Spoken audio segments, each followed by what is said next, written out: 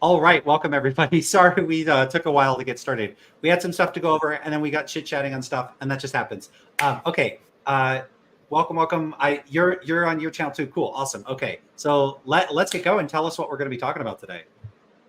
So, to start off, and I've already always been thinking about irreconcilable value differences that could occur between people.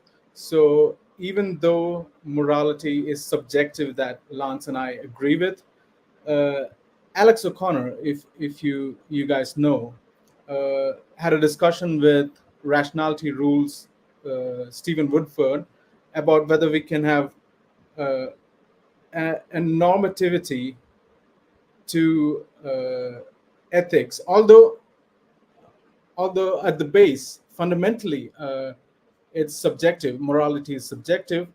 Alex thinks that we can add some objectivity to it by introducing something like a free will component and the pleasure component. So we're going to watch that video that Alex put on in his channel discussing with rationality rules, and let's see how it goes. And we'll ask Lance for what he thinks about it. So we'll pause and we'll react to the points that Alex is making or Stephen is making, and then we'll go with it.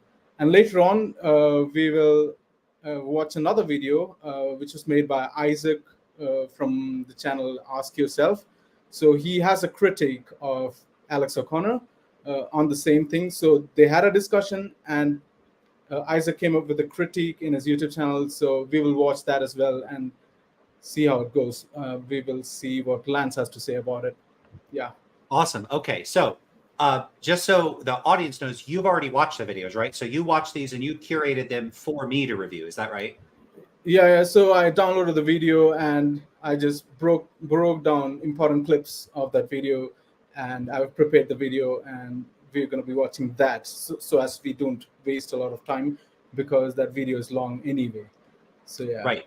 I'm hoping I'm going to be able to play it. I haven't tried playing like a file before. I've only like streamed from a browser window, so I hope it works. We'll find out. Yeah. And I'm sure everybody already knows who Alex O'Connor, Stephen Woodford are, so they're going to be familiar with them. Should we introduce ourselves? People watching this probably already know who we are. Yeah, they've watched one video of ours in your channel and my channel as well. So I don't think we require that. Yeah, if you don't know who we are, figure it out. Watch our other videos, and reviews, and then you'll find out who we are. So that's how you figure it out. Right. So I'm not even going to tell you, but you don't even know my name. You don't know anything about me. That's okay. No, I will put down Lance's introduction in the description. You can read that. And everybody, I mean, Ask Yourself, Alex, and Stephen. I will put down the description of everybody in my channel. Oh, cool. So you okay. can read that. Then can I just copy you? So then you do sure. do the work. I'll give it to you. Yeah, and also the last person that we mentioned, Isaac, Ask Yourself. So I'm a fan of his work. I think he's really good at holding people's feet to the fire and getting them to be clear about what they're saying and exposing people's bad arguments. So big fan of that. So I'm looking forward to that. He's so stringent about that, logically. Let's see if this is going to work for sharing screens. Window.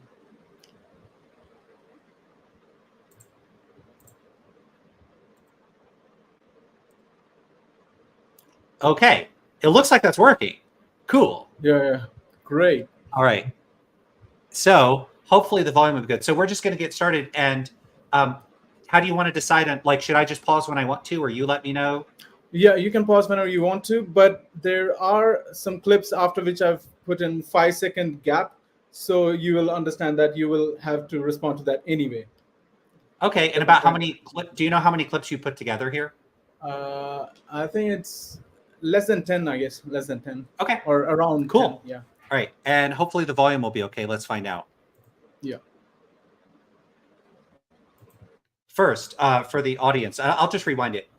How is the audio? And like, is it clear and is it working? I'm not able to hear it somehow. Okay, so that's a problem. Yeah, I don't know if people in the audience can hear the audio. You're able to hear it, right? Yes, I can hear it. Okay, so I have put down the timestamps so we can just watch the video, I mean, from YouTube itself, and I'll tell you how to go Okay, about I it. could also try one other thing, which is it's allowing me to upload a video file. Okay. So I'm going to try We say that. that something is objective Sure. in science. What we're Yeah, saying I is can that hear this now. Oh, great. So that just lets Perfectly. me put the video. Can you, it's Sapir, can you hear verifiable it now? through objective Yeah, means. We're troubleshooting as we which go. means So that this is my first if time you doing say this that, particular That way. was quick. the Earth is a sphere, well, it's not your Perfect. Okay. So the way it works, because I'm using StreamYard, just so people know, hey, maybe free tutorial, I guess.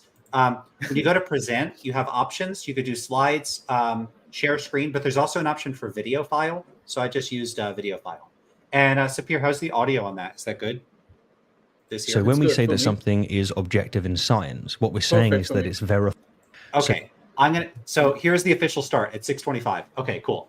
Let's go. So when we say that something is objective in science, what we're saying is that it's verifiable through objective means, which means that if you say that, the Earth is a sphere, well, it's not your personal opinion that the Earth is a sphere, although it kind of is as well. When you're saying it as an objective fact, what you're saying is that we can verify this via objective means, and so you can go out and do that, and other people can test it.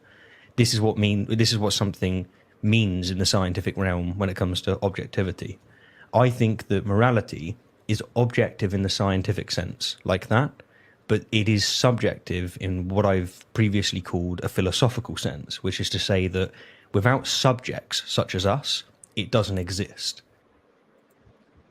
Okay. So So that's the first pause. there's a lot of problems are caused by terminology. Everyone who's heard me knows that I say this all the time, but this is one of the biggest problems when it comes to discussing metaethics, objectivity, subjectivity. Those terms are tossed around in so many ways, and they're used in ways that are inconsistent, and it's deeply frustrating. So he talks about two senses. Well, he talks about a sense of objectivity and then a sense of subjectivity, and neither of those senses map on to what's meant if one were to say in a metaethical context, morality is objective or subjective. When it comes to metaethics, people do use the term objective sometimes in a broader and subjective than the sense that's exclusive to moral realism. So I'll back up. I'll go over some terminology here.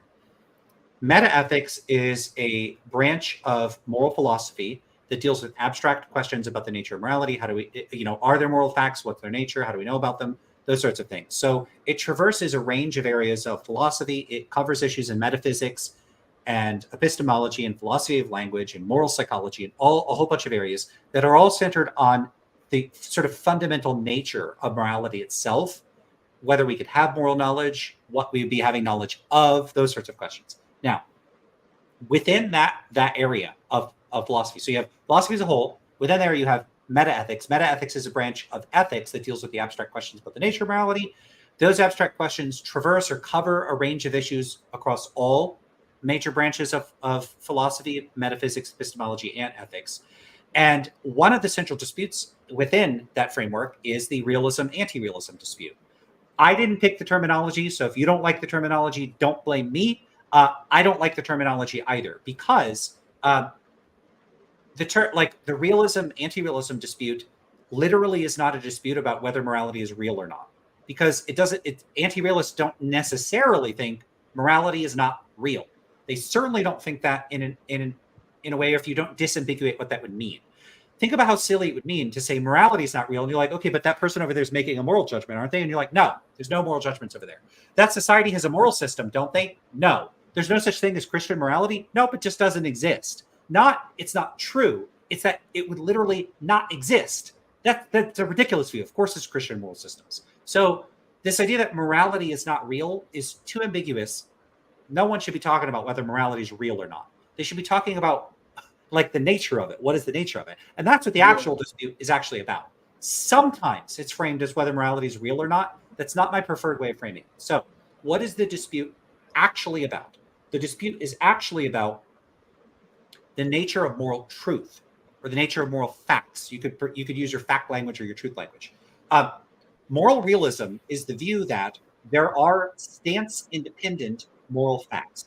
People will sometimes use the term more liberally to just be the view that there are moral facts of any particular kind, and they will sometimes use it more strictly to hold the view that there are, for instance, there are stance-independent moral facts, and we know at least some of them, or at least one of them.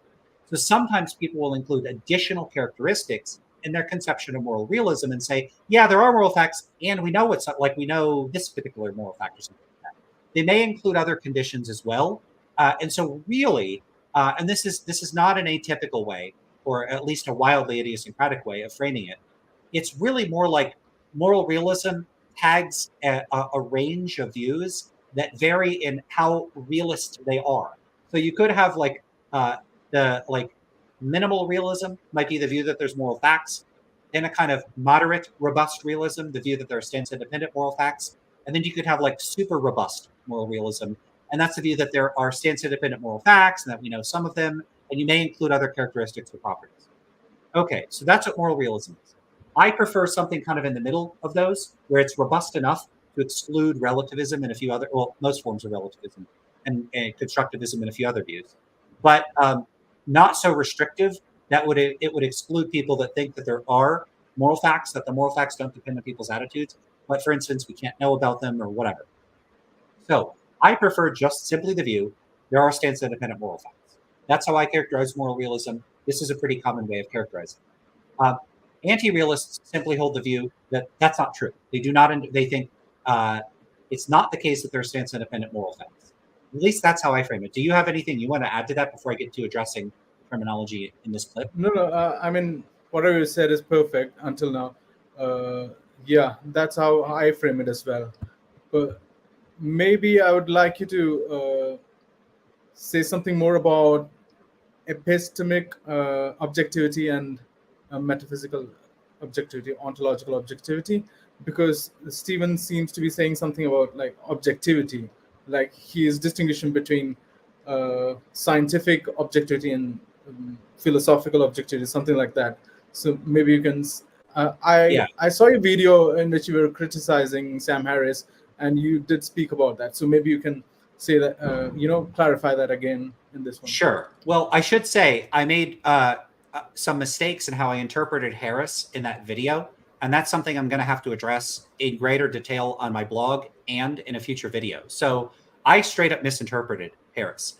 So Harris was drawing on a distinction of two different conceptions of objectivity that John Searle makes in his work. And what's strange about it is it's not really work that's dealing with metaethics.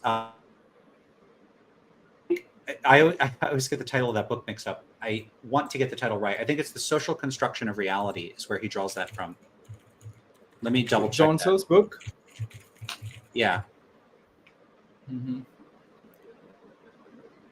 Nope. I always get it mixed up. The social construction. It's the construction of social reality. Okay. Yep. See, I knew I was going to say whichever one I said, it was going to be the other one. It's the construction of social reality. So that's the. Have you read that book? I have not, but I did read these portions.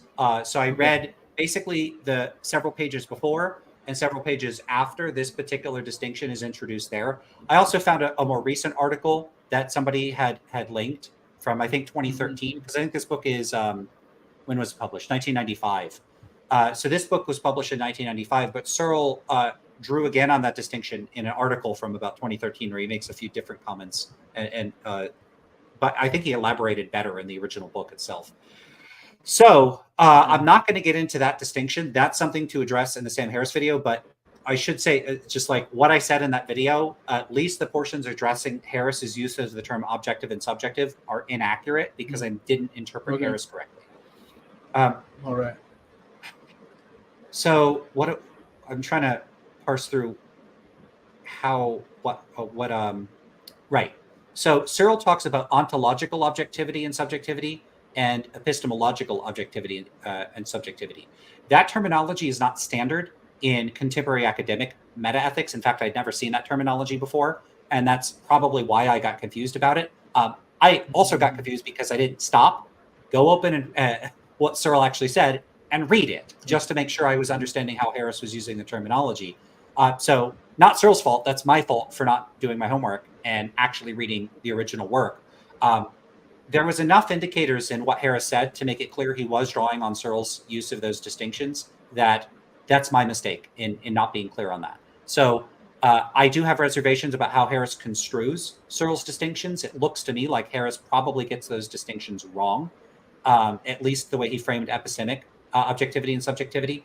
So the way that Searle describes epistemic objectivity, subjectivity, is it looks like he frames it largely in terms of whether there is a fact of the matter that could be in principle resolved by appeal to something like publicly observable facts or something like that. Maybe they're not publicly observable because he might, in fact, I take that back. He might not even mean that. Basically, there is a fact of the matter that could be resolved by whatever means. We don't have to specify the means. And so that seems to map on more closely, weirdly, because it's the term epistemic is in the name, epistemic objectivity, subjectivity. That seems to more closely resemble, it may not be identical, but more closely resemble the notion of stance independence in metaethics, even though his use of the term is epistemic and its meaning in metaethics it's really an ontological or metaphysical notion, because it's about the nature of the truth. It's not about our means of acquiring knowledge of the truth. And yet they do seem to be more closely related than his other distinction, ontological objectivity, subjectivity. What Searle talks about in that distinction is he calls them modes of existence for different types of entities.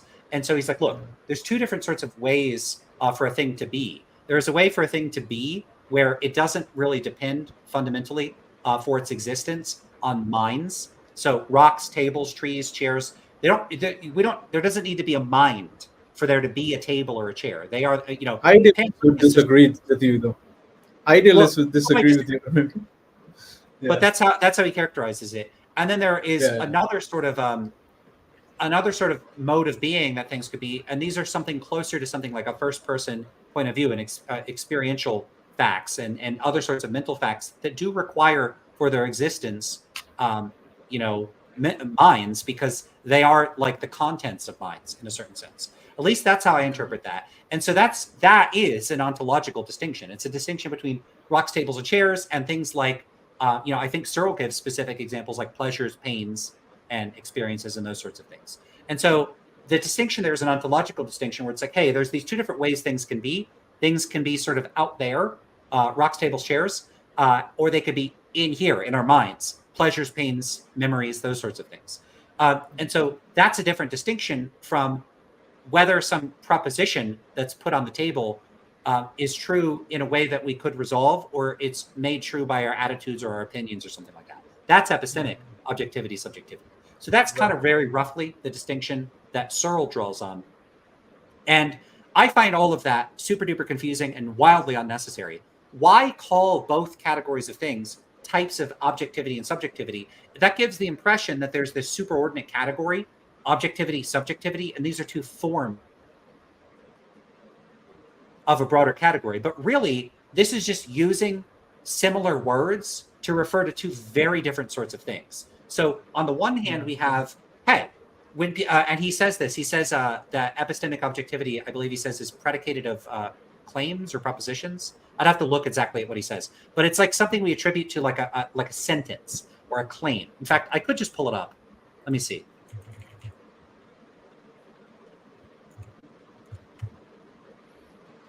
Why not pull it up if I can? Just to be super clear on what Searle actually says. I'm looking at it now. Where is the page?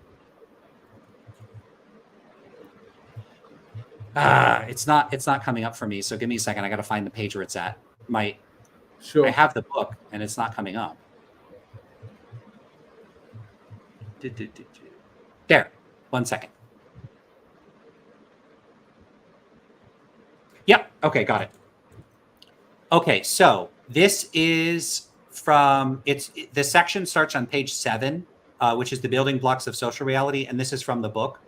The construction of social reality. And I'm just sorry, I'm looking at where does he start here? So right at the bottom of page 7, it's a section called Objectivity and Our Contemporary Worldview. Would you like to share it? I don't Would know you if I like could to share? share like text from a book on the screen. I don't know if there's like copyright issues. So I'll just read it. Oh, all right. Yeah, Uh, yeah. We could I have never know with this sort of stuff. So, and I probably can't, I can't just read the whole thing. So I'll just read excerpts. So he says, much of our worldview depends on our concept of objectivity and the contrast between the objective and the subjective. Famously, the distinction is a matter of degree, but it is less often remarked that both objective and subjective have several different senses. Now, note he says several different senses. So I think Searle is open to the possibility that people would be using this terminology in ways other than the way that he describes here. And so, because note what he next says, for our present discussion, two senses are crucial: an epistemic sense of the objective-subjective distinction and an ontological sense. So I'll talk about what he says here about epistemic. So epistemically speaking, objective and subjective are primarily predicates of, it wasn't propositions. It's primarily predicates of judgments. And then he goes on to talk about how we speak about things. So he says, we often speak of judgments as being subjective when we mean their truth or falsity cannot be settled objectively, because their truth or falsity is not a simple matter of fact, but depends on certain attitudes, feelings, and points of view of the makers and the hearers of the judgment. And then he gives some examples. And they're the standard sorts of examples. Like if someone says, like Britney Spears makes terrible music or something like that. It's not like you go do science or philosophy in any straightforward sense to resolve that. Science is not going to settle the matter unless you're a naturalist, aesthetic objectivist. So then maybe it would. So a lot of the way people might be considering these things, do keep in mind, is contentious. Someone might think you actually can settle those as matters of fact.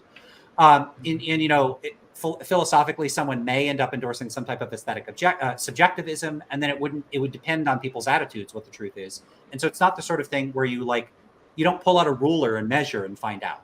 At least that's the idea behind this distinction. Again, you don't have to agree that is in fact true of any given dispute. The point is simply, he's not arguing that you have to agree with any particular instantiation of this. He's just trying to clarify what the distinction is. So that's epistemic objectivity, subjectivity. And then you have this ontological one. So let me see what he says about this. In addition to the epistemic sense of the objective-subjective distinction, there's also a related ontological sense. In the ontological sense, objective and subjective are predicates of entities and types of entities, and they ascribe modes of existence. In the ontological sense, pains are subjective entities because their mode of existence depends on being felt by subjects. But mountains, for example, in contrast to pains, are ontologically objective because their mode of existence is independent of any perceiver or mental state. So that's the distinction that he's drawn. Epistemic objectivity, subjectivity, ontological objectivity, subjectivity. As far as once you get clear on what he's trying to distinguish, it is a good point because people do mix these up in popular and some philosophical discourse as well. They mix up how it is, what it is that makes a judgment true or a claim true, and then what it would mean for something to be, in some metaphysical sense, dependent on or requiring of a mind. So, for instance, sometimes people will mix up if you say, hey, moral realism is the view that moral facts are mind independent. Their facts don't depend on minds. Someone might turn around and go, well, whoa, hold up. But if you're a utilitarian and you think that morality is reducible to facts about what increases happiness or decreases suffering, well, happiness and suffering require mind. So you couldn't have happiness and suffering without a mind. So, clearly utilitarianism has to be a type of realism, anti-realism. It has to be a type of anti-realism because it's saying that the moral facts do depend on minds. Unfortunately, this whole depend on minds or depend on attitudes that's ambiguous. Depend in what sense? So the sense in which for moral realism, moral facts depend on minds or attitudes or feelings is that it is in virtue of having an attitude with respect to the moral proposition that one's attitude makes or does not make the proposition true. So my attitude, for instance, if I say pistachio ice cream is delicious, my attitude does the truth making. It makes the proposition. Like when I say, I consider pistachio ice cream the tastiest flavor, or I find it to be it is my favorite flavor. Let's go with that one. It is my favorite flavor. The fact that it is my favorite flavor is made true by my attitude that it is my favorite flavor. So my attitude is doing the truth making. Whereas if you say, hey, my memories depend on my mind, it's not like if I remember that let's say I said, I remember it's Sunday right now. Well, it's not Sunday. So the fact that I have a memory, doesn't make the content of the memory true. Rather, it's like I need a brain or some method of having a memory. Could be a soul, who knows? That, in a certain sense, that I have a memory requires this other condition to be met. I have a mind that can have memories. So that's a sense. That's an ontological sense in which one thing requires another thing. So, for instance, I'm trying to think. If you have a peak of a mountain, like you have the mountain and there's a peak on it, the peak of the mountain requires the rest of the mountain in a metaphysical sense, right? You can't have the top of a mountain without the rest of the mountain. I mean, you could cut it off and remove it or whatever. But the point is there just that it being the top of a structure requires that there's structure for it to be a top of. And that's a sort of ontological dependence. It's not that the mountain's preferences make it true that there's a peak of the mountain. It's not like the mountain, the base of the mountain is like, I want there to be a peak. And because it wants there to be a peak, there is a peak. That's silly. Exactly. So these are two different senses of dependence. And one of them, in this case, with Searle's terminology, is closest to the epistemic sense. It's a sense of what it is that makes a judgment or a proposition true. Is it an attitude that makes it true or not? And the other sense, this is closer to Searle's ontological sense, is a sense in which you need one thing, metaphysically speaking, to have another. The other is metaphysically dependent in whatever sort of way it's metaphysically dependent. So, here would be another example. Maybe you can't have a hydrogen atom unless you have protons, because protons are constitutively a part of an atom, and you can't really have a full atom without a proton or without an electron or something. Maybe you could strip electrons away and still have an atom. I don't know. But just the point is there that there's a difference in like structural dependence versus like truth-making dependence. I'm just making up terminology here. I don't know if that's like there's technical terminology. No, you're right. I mean, ontological dependence and epistemic objectivity. That's a crucial distinction to make. What do you think? I mean, your terminology, stance-independent moral facts. I really like that. I don't like using mind-independent moral facts. What do you think? Do you have much more to say about that? It's not my terminology. So I saw that Russ Schaefer-Landau used it in his book. What is it? Moral Realism and Defense. I saw it there. I tried digging up the history of when that term stance independence emerged. I did really simple stuff, so I didn't do a deep dive. I did stuff like check on Google Scholar with quotes like stance independence and see what happens. And I mostly found stuff from Russ Schaefer-Landau. And some of it, I think the earliest it dated back to was the 90s. So about 30 years ago. And it looks like maybe Russ Schaefer-Landau popularized that specific terminology, stance independent. I definitely think it's better, but I just jumped on the bandwagon. I was like, oh, that's a good way to use it. Lots of other people are using that terminology as well. Some people, Mike Humer, I think, has used the term observer independent, which I also think is better than mind independent. So there's different terminology. You could say attitude independent. There's other terminology you could use. Right. I wish independent. Consistent, but they're not. Desire independent you can use as well, which is going to be crucial. Which is going to be crucial in this video. I mean, today we're going to see a lot of desire, pleasure, those terms being used in this video. So right. So, and I know I said a lot there, but it's important to get the foundations right, and it's important because I get it. Like, I'm having to clarify and look at how Searle draws this distinctions because I screwed up and I didn't get this particular distinction right. And that's, largely because I got my head so stuck in the metaethical weeds that it didn't even occur to me to be mindful of people using terminology in different ways outside of contemporary metaethics. So that right there is an indicator that if you get too buried in a particular narrow academic discipline, that can mess up the way you think about things. It could, in much as a failure to engage in people on the outside, this is what I get frustrated about Sam Harris with, is that Sam Harris does not appear to be super familiar with or fluent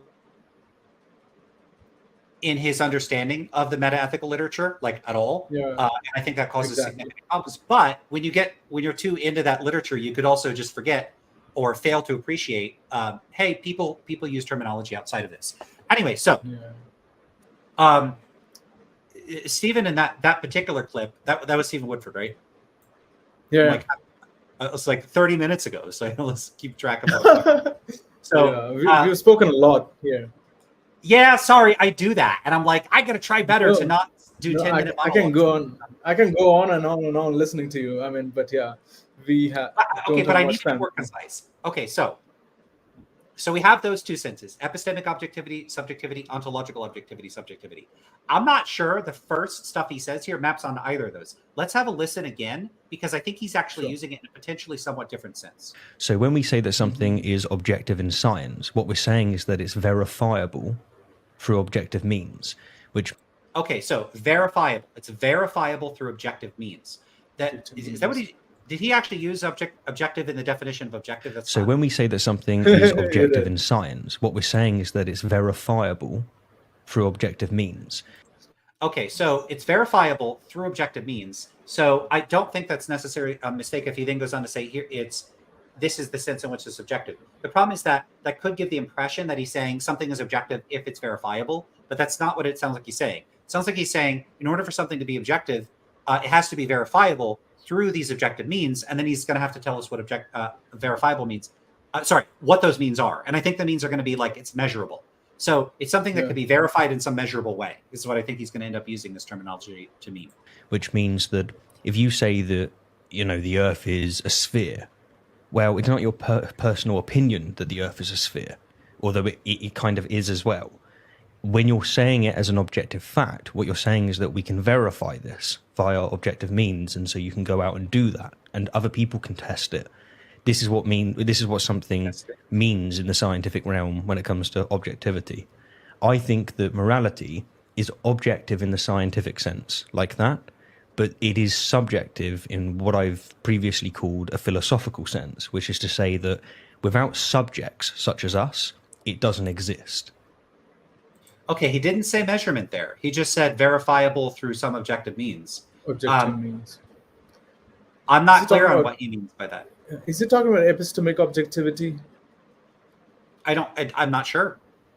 So verifiable, verifiable gives me the impression that verifiable could be a very strict criterion.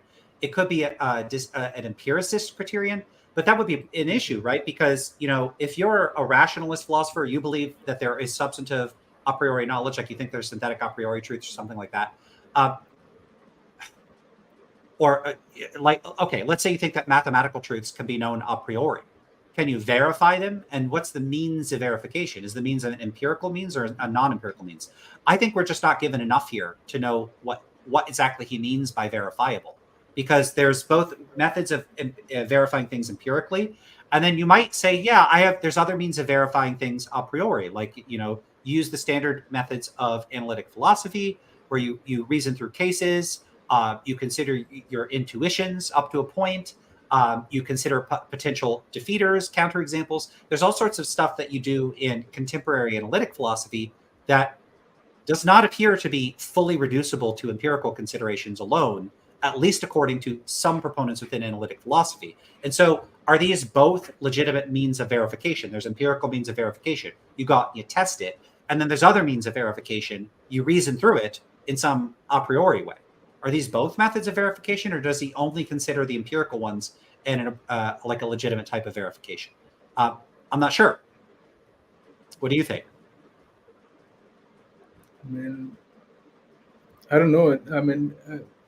What happens in this video is that it just glosses over to Alex and he doesn't get deep into it. After that, it doesn't clarify what he means by that. So I think that's a problem there. Well, you see, this is why I end up talking for 20 minutes. I don't want to be clear on things, because clarity can be lost in a very long exposition. What I want to be is precise, and precision sometimes requires a degree of being complicated. And, that's no excuse for not being more concise, but you could see that there are ambiguities or like question marks about the way he used the terminology here. Now, that's not necessarily a problem. Sometimes people do a bit of throat clearing by trotting out a claim or a distinction or a notion, and then it's developed on further. I just don't have enough to work with here to know exactly what he means when he talks about... Maybe we can skip over to the next clip. This is not so crucial for the video today, maybe we can skip over to the next section, Well, maybe more of that, what he says will develop on that idea. But what I want to flag there is that this terminology might be being used in a way that does not map on to the way objective would be used in in metaethics, and that's a concern to flag. Objective is sometimes used by people in a colloquial sense to mean something like measurable or capable of like publicly checking it. And that would be like a claim like, hey, this tree is 20 meters tall. You and I could go out and like check with like measuring tape or something and check how tall the tree is. And that's sometimes what people seem to mean by objective, but that doesn't carve the conceptual distinctions at their joints. So while that is one sense of being objective, okay, well, 2 + 2 = 4. Is that objectively true? I think a lot of philosophers would say yes, but that's not something that you could go out and verify with a measuring tape. Like, it's not like with the way we find out 2 + 2 = 4 is like we put two objects together and go, oh, wow, there's 4. There's something less empirical about that, at least according to many philosophers. I have no problem saying it's all empirical, but that's an extremely contentious view that even if you're confident of it, it's certainly not part of the definition of objectivity. Like, you can't bake empiricism into the definition of objectivity. And that is what I worry about in that clip. Let's skip over to the next. If I say murder is wrong, I can say that murder is wrong is an objective corollary of saying something like it is wrong to unnecessarily harm people. Right? It just necessarily follows that murder is wrong. And it might be wrong to unnecessarily harm people because it's good to seek the overall pleasure. And it might be good to seek the overall pleasure because it's good to seek my own pleasure, which is intrinsically linked. But my point was that when you break that down to the very last point, you end up with simply the subjective opinion that my pleasure is good. Yeah. Now, that was kind of the point of disagreement, which is me saying that because if all morality is based on essentially well-being, which we think it is, I think that's where we can agree, and people can watch our previous discussions on YouTube to see where we're up to on that point. If we can agree on that, then the discussion just becomes, well, is it objectively true or subjectively true that we should value our well-being? And my point was that it's subjectively true. Okay. It's subjectively Do you have any true. Sorry? Do you have any contention there? Any objection? I want to what see where they're Alex going is with saying? this. Yeah. It's a little... So I have a question. Do you think that every moral question can be broken down to pleasure? Whatever we do, it can be broken down to pleasure and pain dynamics. Do you think so? No, I don't think so. So I do think that very fundamentally, like human motivation has these primitive origins and like approach avoid type behavior, and that pleasure and pain are very closely associated to that approach avoid like tendency. So I like to construe a great deal of psychology, largely in terms of behavior and behavioral dispositions. I have my sympathies with old school behaviorism. That is not a full and ringing endorsement, but I do think it's very, very fundamental in human psychology. But I don't think that I would construe all value exclusively in terms of reward and punishment, because I think it's possible for humans, at least, to value or assign worth to states of affairs, outcomes, and actions in such a way that they're not fully reducible to considerations of well-being or happiness or suffering or pain or pleasure, whatever terminology you want to use. I think you could just value things that just they're not reducible to something like that, and they're not even necessarily quantifiable or fungible across one another. Basically, I think people can have qualitatively or categorically distinct things that they value, and that those value what it is that they value does not have to be cashed out in terms of experiences, much less a very specific range of experiences. So you have possible states of the world. Like, there's a rock over here, the rock is 1 meter to the left. That's a change in the world, the state of the world, that does not directly impact, it's not constitutively a change in mental states. And a person could, in principle, value states of the world being different than they are, or different from some alternative consideration. And those changes in the world states are not themselves changes in psychological states. So that's one thing. You could just value, you could say, I want the world to be X rather than Y.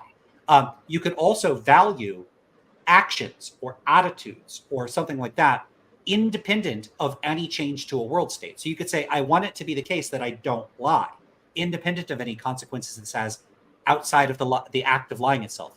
So you can assign, if you're a deontologist,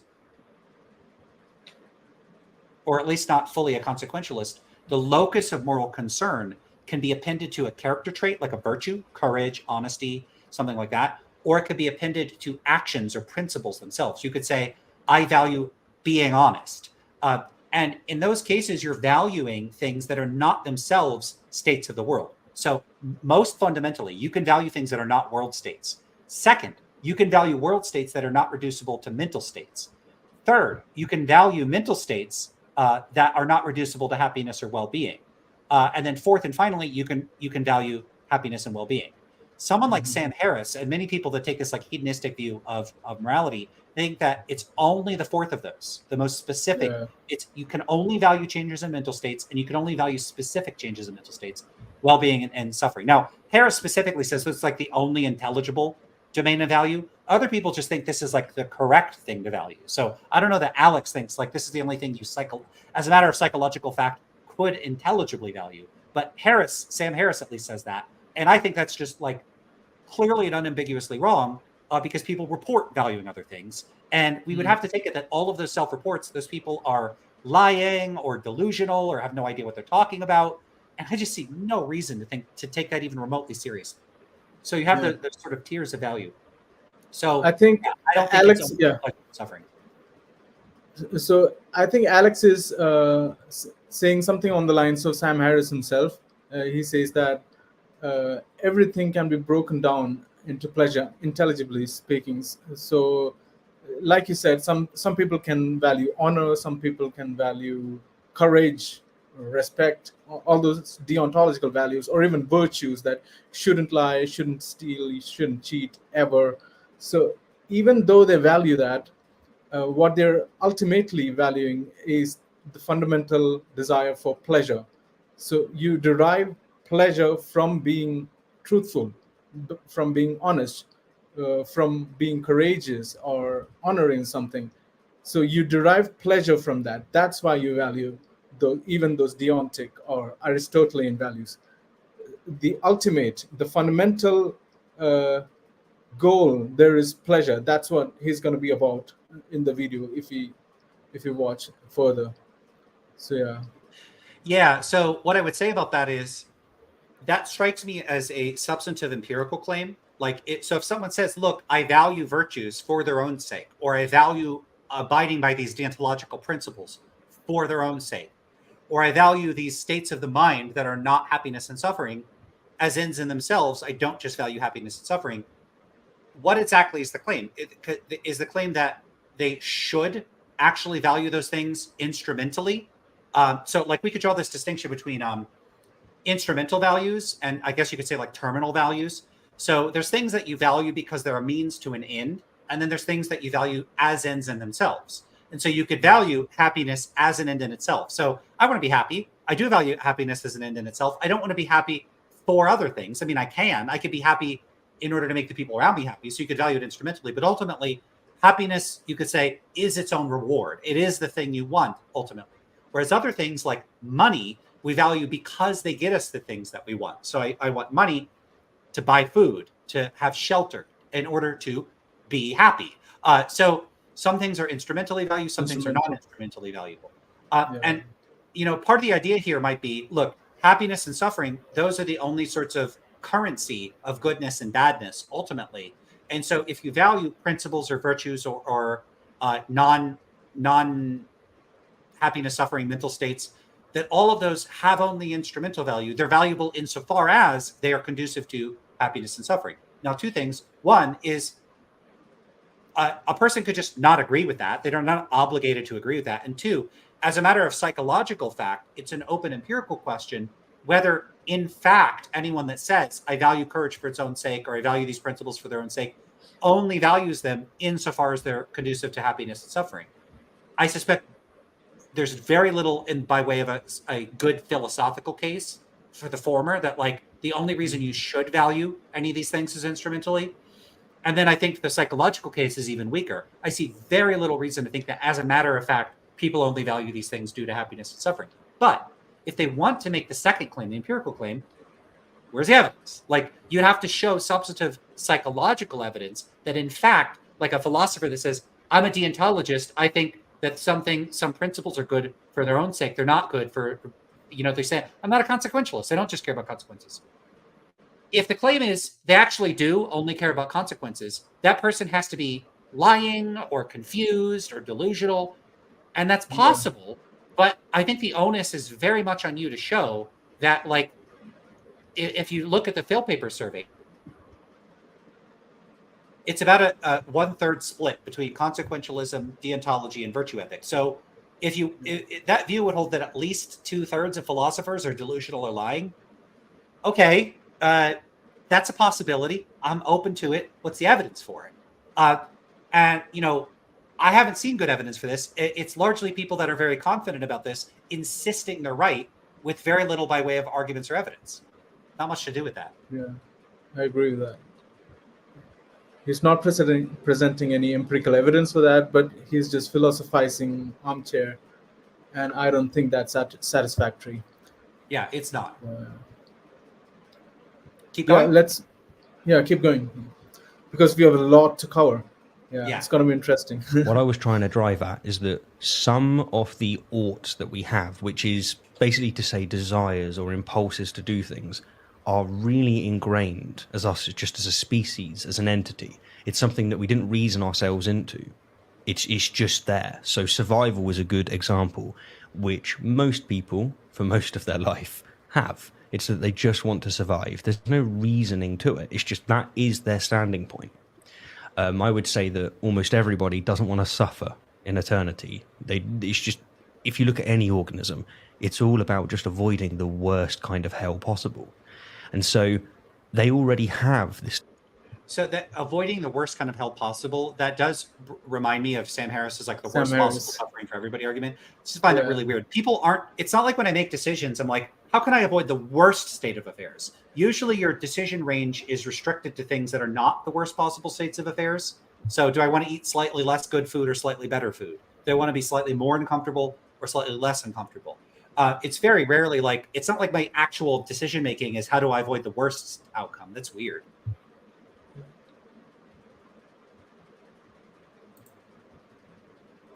Desire. The question then becomes, what's the best way to avoid it? And so what I'm saying is that they already have this ought value, if you will. And so there is already right and wrong answers in how they can go around achieving it. Yeah. Now, whether or not you want to say, is that justified? Probably not. But it is just a fact that they have it. And I find that whenever I talk to anyone who's speaking in any kind of form of morality, be it an atheist, anyone from the secular community or the religious, if you keep saying why, you'll always break them down to well-being. And this is why I'm saying that is an anchor that takes maybe one form or many that we can all operate from, because that's what it's all about.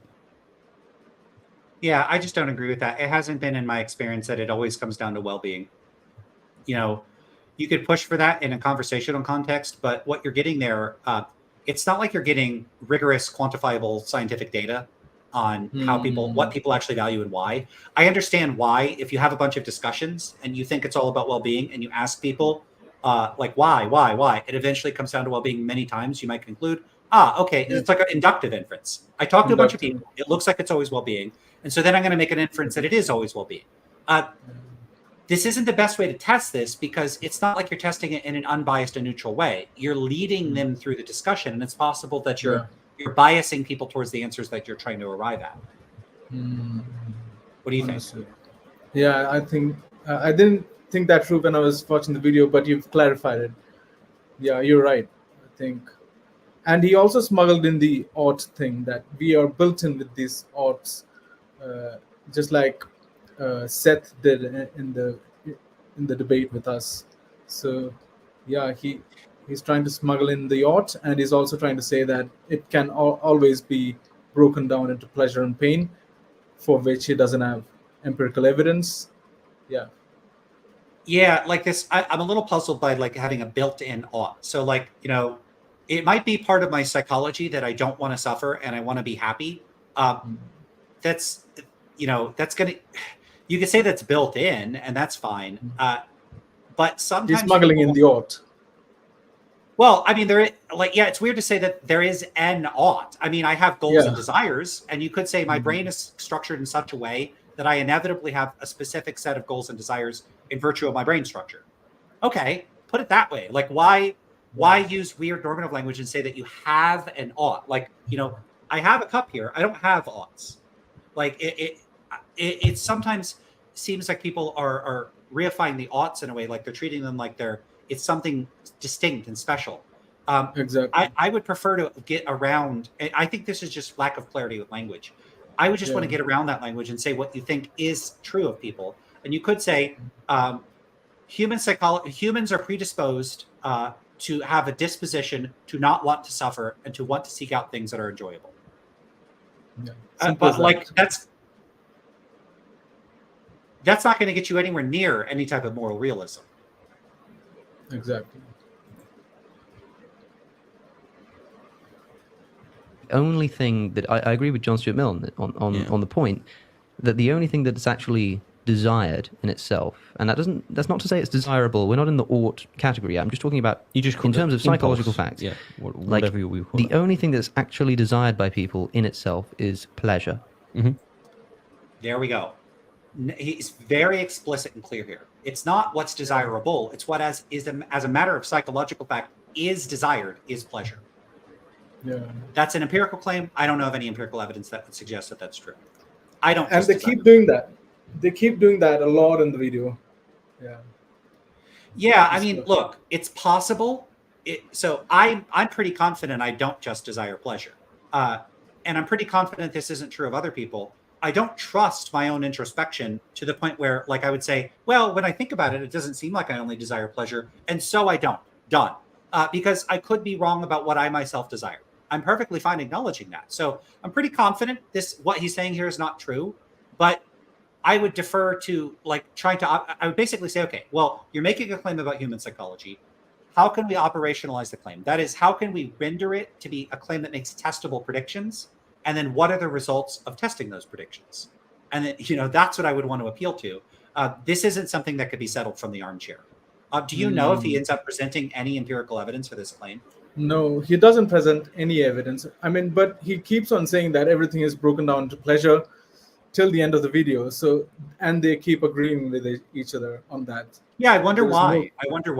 Because discussions of people saying, yeah, that's what I care about, that wouldn't be enough for me. Especially because keep in mind the discussions you have, it's not like you're getting a psychologically representative sample of humanity. So yeah, exactly. It's not telling you much. Have you read John Stuart Mill? I haven't, but I've only read him a little bit here and there. But have you read him? I mean, does he say John that? Stuart. Okay. Does he say that everything is broken down into pleasure and pain? As a matter of psychological fact, that's a good question. I don't remember. So Alex was just referring to John Stuart Mill and saying that I agree with John Stuart Mill that everything is broken down into pleasure and pain. So basically we are disagreeing with even John Stuart Mill right now. Yeah, I don't recall whether John Stuart Mill is simply endorsing the normative moral view that that happiness and suffering are ultimately the only sort of non-instrumental units of value, or whether Mill actually thinks that is in fact, as a matter of psychological fact, the only thing that people do in fact value. I don't know. That's something to flag and check into. Mm-hmm. But no, we don't have to go there. I mean, let's continue with the video. Okay. So when you say you desire to survive, yes, I think what you really mean is you desire the pleasure that you get from continuing to survive. You don't desire a meal. No. You desire the pleasure that will result from eating that meal. Yeah. And when you break it down, everything can be broken down to pleasure at the very basis. And pleasure might also be sort of worded as well-being. I think that people such as yourself and Sam Harris have used well-being in the same way that someone like Mill used pleasure. I think pleasure is a slightly more useful term, but even someone like Harris would characterize well-being essentially in terms of pleasure and pain as a psychological state of the brain. Mm-hmm. I don't think pleasure has all these associations with like hedonistic, like bacchanalian delights, like wine and sex and partying. Like it's not a great term to use. Very similar to the term pragmatism or utilitarianism. Utilitarianism, there's like a colloquial use that means something like Spartan, or like just the bare bones of what's needed to get the job done and nothing else. Or like it kind of has this negative robotic vibe. Like it's a very utilitarian building. The building would have no flourishes, no beauty, no art. It's just gets the job done. And that's, of course, not at all what utilitarianism means. And it's the same for pragmatism. People think it just means crude concern for getting your way. And that's not at all what pragmatism is about. Like the problem is that pleasure, on the one hand, has all these distinctive associations that can allow one to characterize a pleasure-centric morality in a very silly caricature as this like drink wine and do drugs kind of vibe, which is not what it is. But well-being is just, it has this vague, almost like a quasi-mystical new agey vibe to, well-being, as if it's magic. And that's not helpful either. Sam Harris himself uses the term in a way that is hopelessly broad and open-ended. It's just, he basically says it's all the things and I don't, okay, but what are all the things that we could possibly value? So his definition strikes me as at least a bit circular or vacuous. And so maybe that's what Alex is suggesting is less useful. And maybe that's true. I think there's a lot of begging the question happening. That's the vibe I'm getting from Sam Harris and Alex here. It's just begging the question. He'll just define pleasure as anything that anyone does. So I think that's just begging the question, or either begging the question or it's trivial. It's not adding anything to the analysis, right?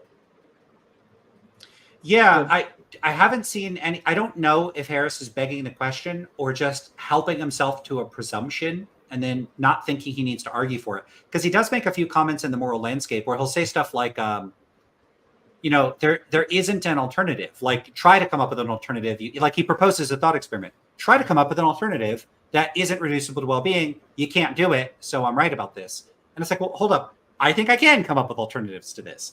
So, he does kind of like these thought experiment, intuition pump kind of things, and then seems to speak on behalf of his audience as though it's like if I said, hey, can you imagine a counterexample to my justify true belief instance of knowledge? No, you can't. Therefore, this is the correct account. And it's like, well, you're speaking on behalf of your readers. Let your readers give their counterexamples. And Harris doesn't do that. He just is like, nope, I'm right about this anyway. I don't see anything by way of a substantive argument from Harris. It's weird though. We're kind of critiquing Harris by proxy here. We should maybe focus more on Alex for now. Yeah, but Alex has derived a lot of his views from Harris himself. So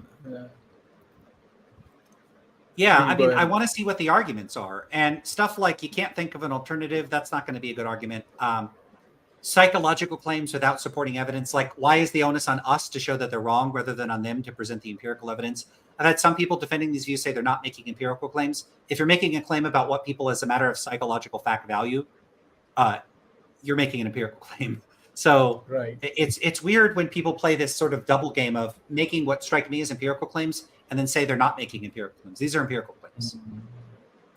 If you have a preference, it just implies a recognition of pleasure and pain. Like that's essentially the same thing, because and when you see that as a definitional issue, it becomes a tautology to say that the only thing that's desired is pleasure, because essentially pleasure.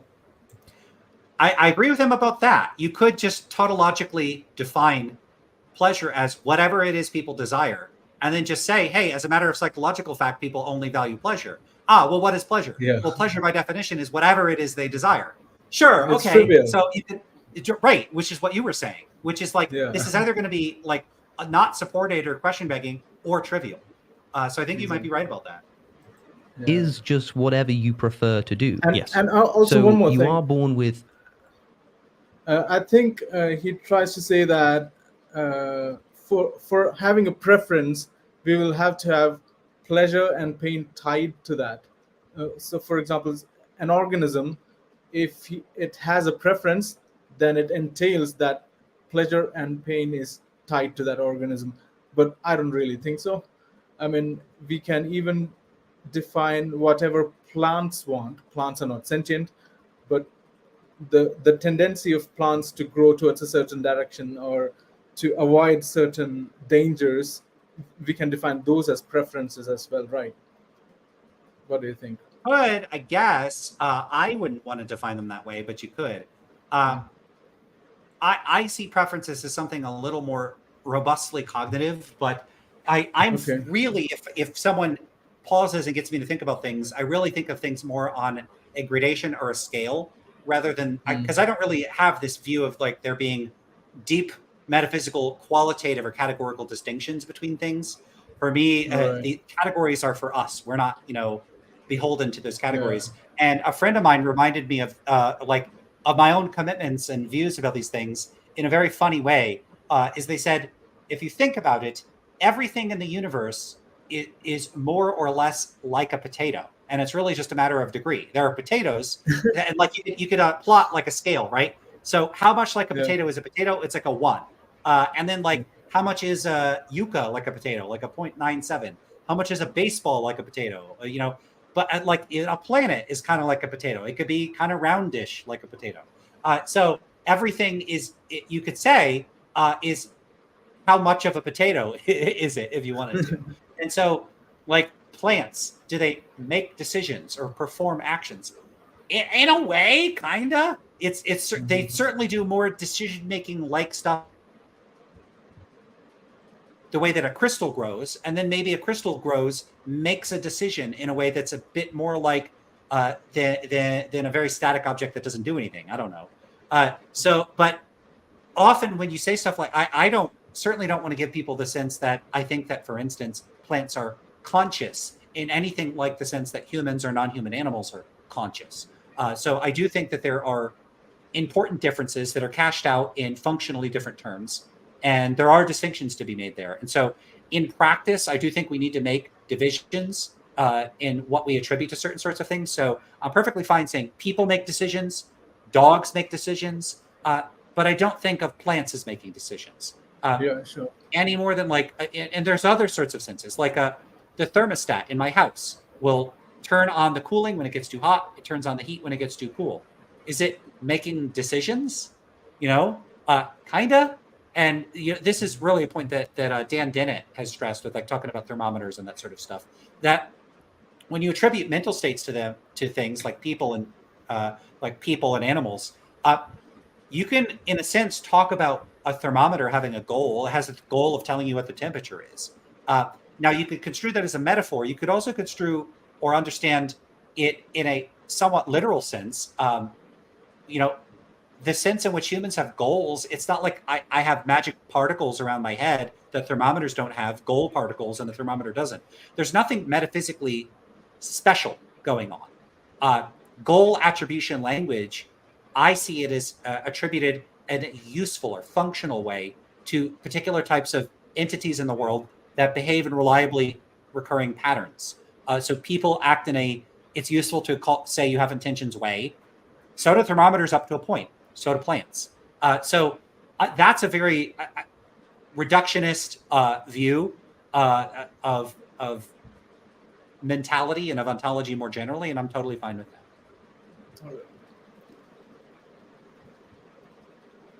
I can imagine like building a robot which has preferences but which isn't sentient. Right?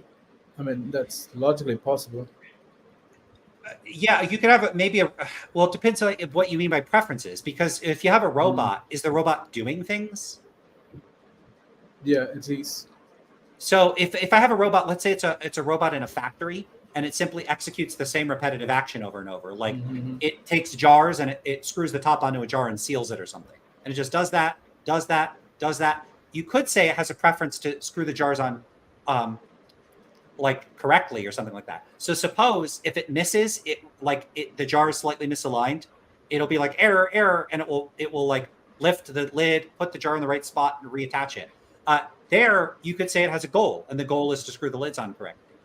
Now, I don't think it's deliberating or doing much of the things that humans do, but it's like there's a sense in which it's programmed to perform an action or perform a role, and it has some error correcting abilities. What I think human decision making is just that scaled up. It's adding extra functions. A sufficiently advanced assembly line machine is a person, on my view, depending on its full functional capacities and capabilities. Like if it contemplates its life and it ruminates moving to another factory where they have better working conditions, like add in all the things humans do, and I don't see why I wouldn't call that a human, or at least like a person. Maybe biologically we wouldn't call it human. So I call it an agent or a being or a conscious being or something like that. So I mean, I'm just going to be a functionalist about this sort of stuff. So it basically depends on how we define preference, right? Yeah, I have like a Forrest Gump view of consciousness. Consciousness is as consciousness does. If a thing acts like it's conscious, that it's not that is a good indication that it is conscious. I see acting like conscious as being conscious. Now, that I'm sure no one's going to like that, because it's like, okay, but you can act like you're conscious, but not have qualia. I don't think there are qualia, so I don't think you have qualia. So that's not an issue for me. I haven't read too much on consciousness, so maybe I'll read some more and we can talk about it later. Oh, you should absolutely check out my favorite views, which are illusionism and qualia quietism. So Dan Dennett, Keith Frankish, there's other people that work on illusionism. I've seen his videos. I've seen Dan's videos on that. So I'm roughly in that camp. And some of the stuff I said, I kind of was giving my own crude and sloppy metaphors. I wasn't trying to fully characterize Dan Dennett's positions. Dan Dennett is much more careful in his writing than I have been in this video. Have you made a video on consciousness? Yeah, I just posted one like a week ago. Okay, do send me the link, or maybe I'll find it out. Yeah, it's the one called Turtles All the Way Down. Oh, that one. Yeah, I remember. I haven't seen that, but yeah, I remember seeing the thumbnail that he showed me. Yeah. I also had Pete Mandic on my channel, and Pete Mandic is the proponent of qualia quietism, which is my own view on the matter. So, that came about from, I was in an argument with somebody, and I was like, I don't even think people have the illusion of consciousness, because I'm not even sure that phenomenal consciousness is sufficiently meaningful. I don't remember exactly what I said. I'm sure it wasn't articulate or very clear. But then while in that argument, I discovered Pete Mandic's work, and I'm like, oh, I agree with this. And then in the middle of a conversation, I'm like, I just found an article that says the view I endorse. Here it is. So yeah, I'm on the Pete Mandic train for qualia quietism. So I think, so someone is asking in the chat, clown impersonator. I like the name clown impersonator. No qualia. No qualia. It's not just that I deny that there are qualia. I don't even think the term is, I don't even think it's meaningful. I know I say this about things, but it's like 3 things that I don't think are meaningful. Most stuff in philosophy is probably meaningful. It's wrong. Okay. That was a tangent. Sure. Yeah, that was a tangent. Yeah, keep going. With preferences, but you're not so much born with preferences as you're born with just the preference towards pleasure. Yeah. If you see what I'm saying. So I think that when you talk about competing desires at the basis and competing impulses at the basis of human nature, it's like, yeah, they're all there, but they can all be broken down even further to pleasure. The desire to survive, the desire to eat, the desire to look after your children ultimately can be broken down to pleasure.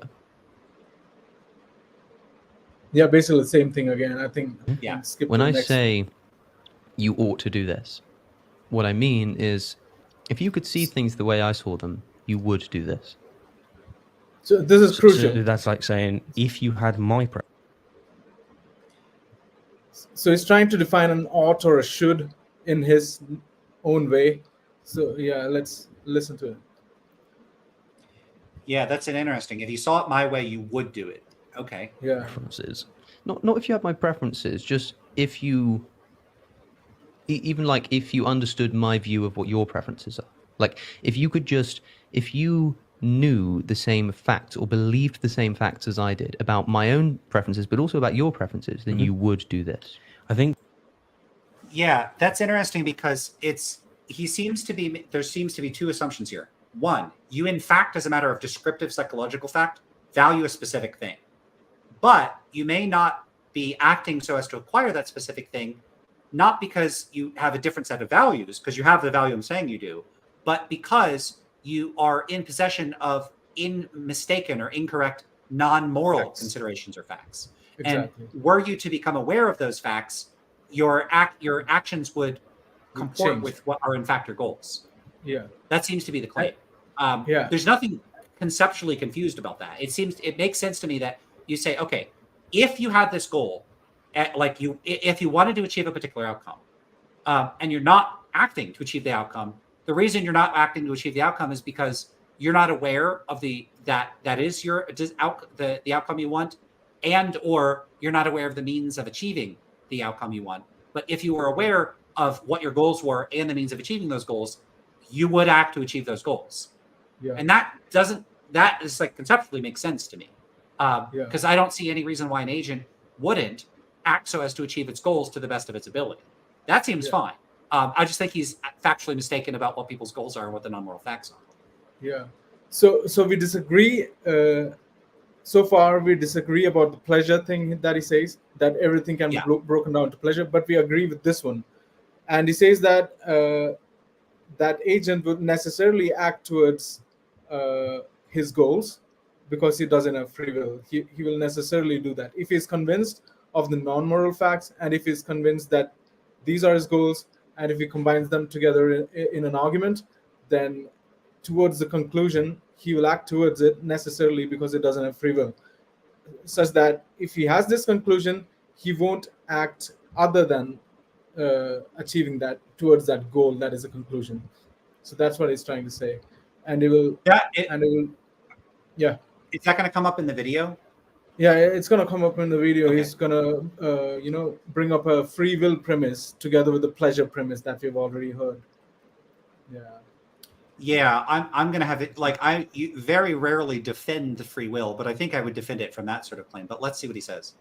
By saying if you believe the same things as me, or believe the same facts, you kind of are saying if you had my preference, you would do this. Not necessarily. Because I think that when you want to tell somebody what they ought to do, you necessarily need to know their state of mind. And their state of mind may not correlate with yours. And it could be because they have incorrect facts, but it could also be that they have incorrect impulses. Not incorrect pulses, different impulses. Well, let me give you an example then. Yeah, so, sure. Using your sort of goal view of morality, like striving towards a goal, the kind of teleological way of thinking about it. If somebody is about to go on a car journey and there are two routes they can take, and they look at their map and they see that the fastest route is route A rather than route B, but you know that their map is outdated and that there's actually roadworks happening and they'd be faster going on route B. Mm-hmm. So you tell them you should use route B instead of route A, and they say no, I trust this map. I'm going to go to route A, and you say but there are roadworks, and they're like, look, I just don't believe you. Mm-hmm. I trust my map. I'm going with the map. It's route A. Mm-hmm. You there saying you should use route B is essentially you saying, look, if you believed the things I believed, then you would use route B. That's not to say if you have the same preferences as me. That's just to say if you understood the world as I understand it, you would use route B. So in that scenario, you have someone that has the preference of getting from A to B. Yeah. And what you're saying is that's their preference. That's what I would call an ought. They ought to get from A to B. But you can say it's their preference it's their goal to get from A to B. So call it an ought. Why are they nominalizing oughts as though one has them? It's just strange. It's a strange way of speaking. I really wonder whether non-English languages readily allow for that type of speech, because I think it's confusing. So I don't know. In our language, in Hindi, like we use the word karna chahiye, like should. The chahiye means should, but it doesn't make sense to have an ought. Ek chahiye. No, it doesn't make sense in our language, at least. Ek, one should, or an ought doesn't make sense over here. Ek chahiye. But you can maybe use that if you're having a conversation so others could understand. Maybe he's just doing that. Maybe Stephen is just doing that. So, to be fair, this is speaking outside of a regular conversational context. So saying that's what I mean by an ought. That's not like everyday language. It's technical talk in an academic or semi-academic context. So maybe it's okay there, but it wouldn't be okay in a conversation, like a regular conversation. Exactly. I don't know. That's true. B, right? Well, let's say start to finish, because I'm using A and B as the kind of routes to get there. So Okay, route sure. A and route B. They want to get from the start to finish. They want to Yeah. get from Portsmouth to Oxford. Yeah. You know, and what you're saying is that they have planned their journey on facts that they think are facts, but it's not true.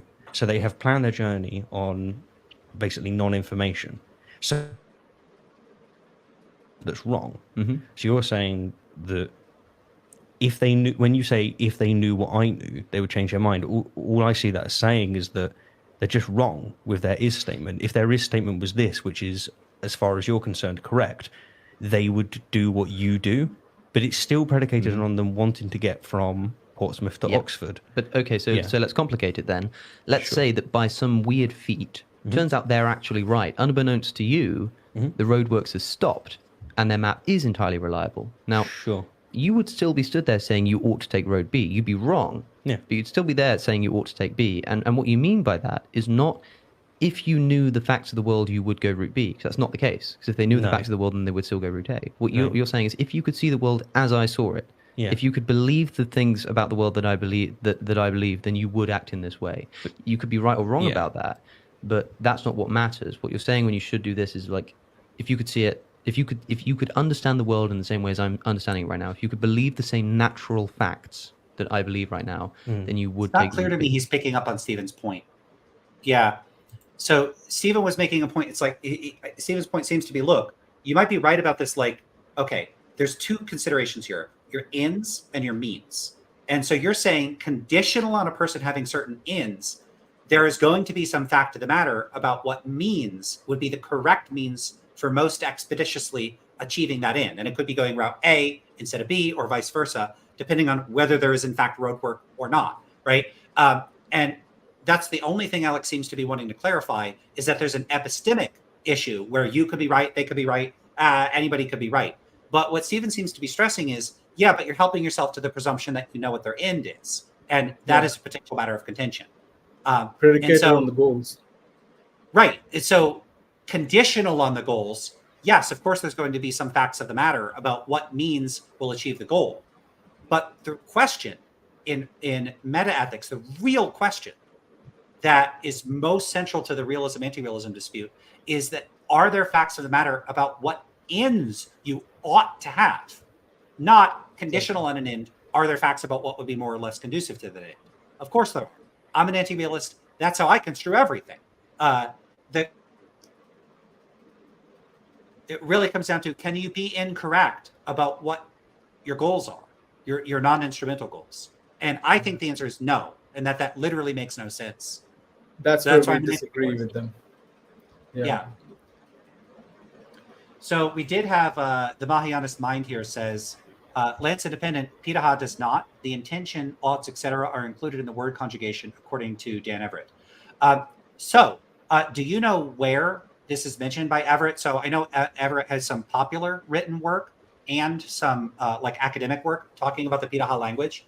Do you know if there's a specific location in his work where he talks about that? Because that is something I would be happy to ask him about directly and see what he makes of like how the Pitaha construe normative considerations and morality and that sort of thing. So this isn't a digression I'm able to get into here, but Dan Everett has done some extraordinary and awesome work. I'm a big Dan Everett fan on the Pitaha and their culture and their language, and much of the firestorm of controversy around Everett's work is that some of his claims about the Pitaha language challenged many sort of longstanding presumptions about universal grammar and Chomsky's conceptions of language. Primarily, it appears to be the claim that the Pitaha language does not have recursion in it. And other people have said, no, it does. As far as I could tell, no one has convincingly shown that it does have recursion, or has shown Everett to be wrong. Everett is like the foremost expert on articulating and describing the Pitaha language. So really, really cool. There are other languages too.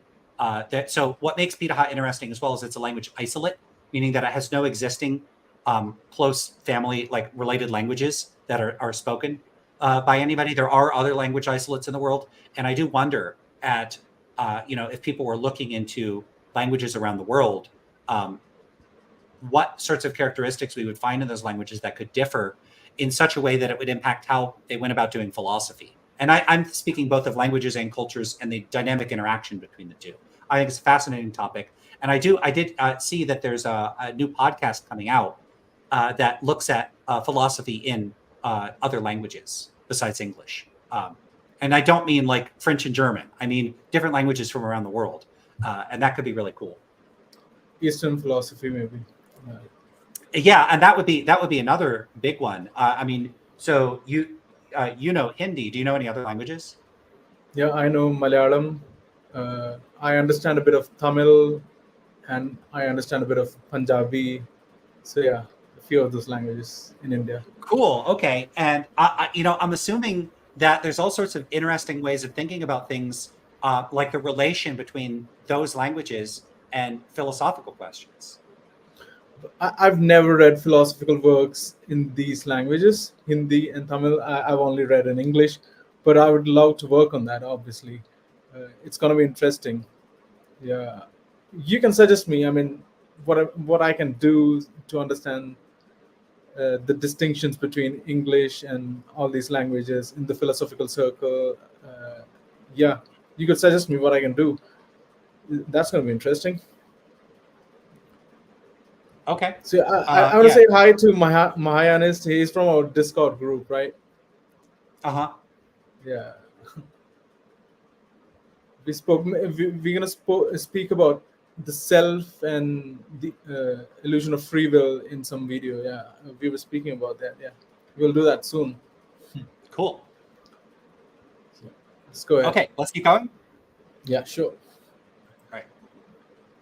I'm looking at should as a sort of separate category of thought, which is to say, that traditionally speaking, people have seen should as something that kind of transcends is statements. And I'm saying that we can understand should to simply mean something akin to, look, if you agreed with me right now, you would do this.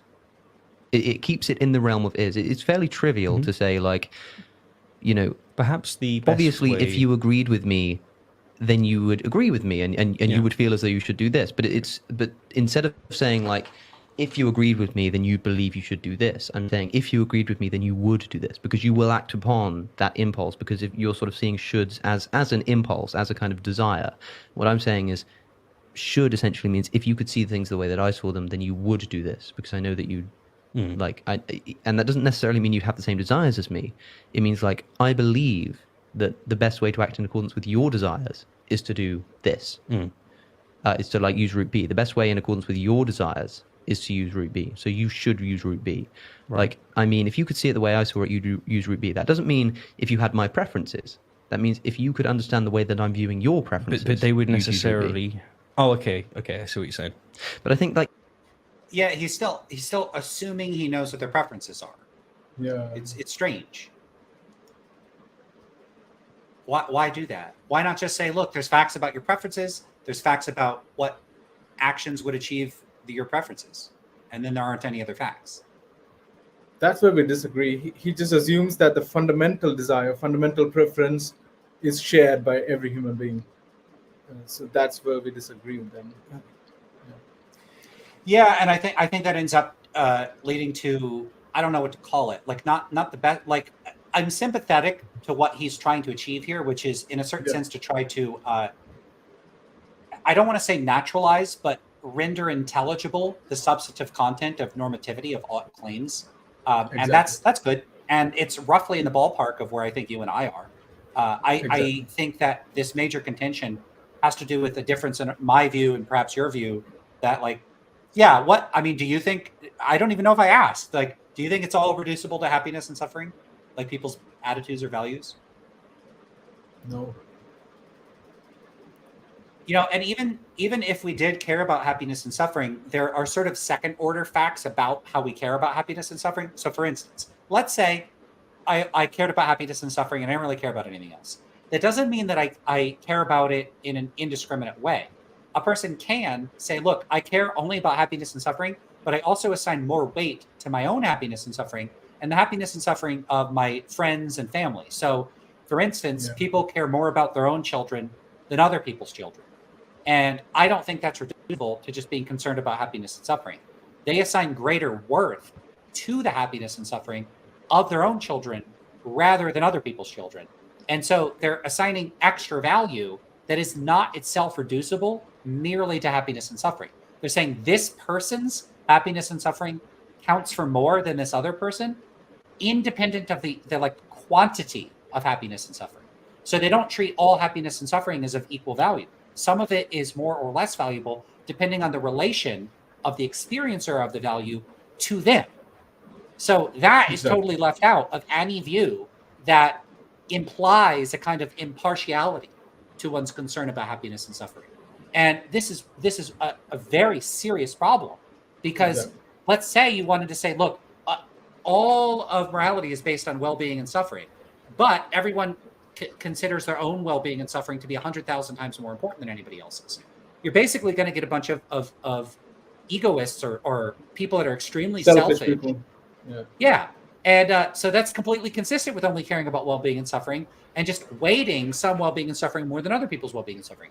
That's ignored by an account that just says well-being and suffering and then leaves it at that, as if quantity doesn't, or distribution and like who it's localized to or who it's indexed to doesn't matter. Mm-hmm. And that it is indexed to A instead of B, person one instead of person two, is an independent consideration.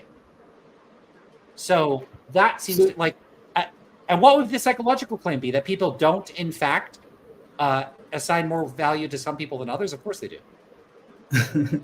So this is the biggest critique I have against his kind of argument here, is that it's agent-based rather than other regarding.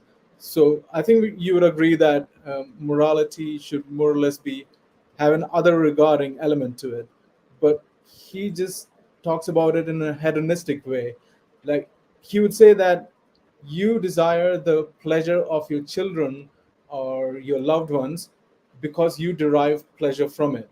It's your pleasure that you derive from that matters to you rather than their pleasure. Ultimately, it can be broken down to your own pleasure, is what he will be saying. So that's not a satisfactory ethical theory to come up with. That's agent-based, and it's saying nothing about other regarding concerns when it comes to morality. If that's what they end up saying, yeah, I very much disagree with that. I don't just care about other people because it gives me pleasure.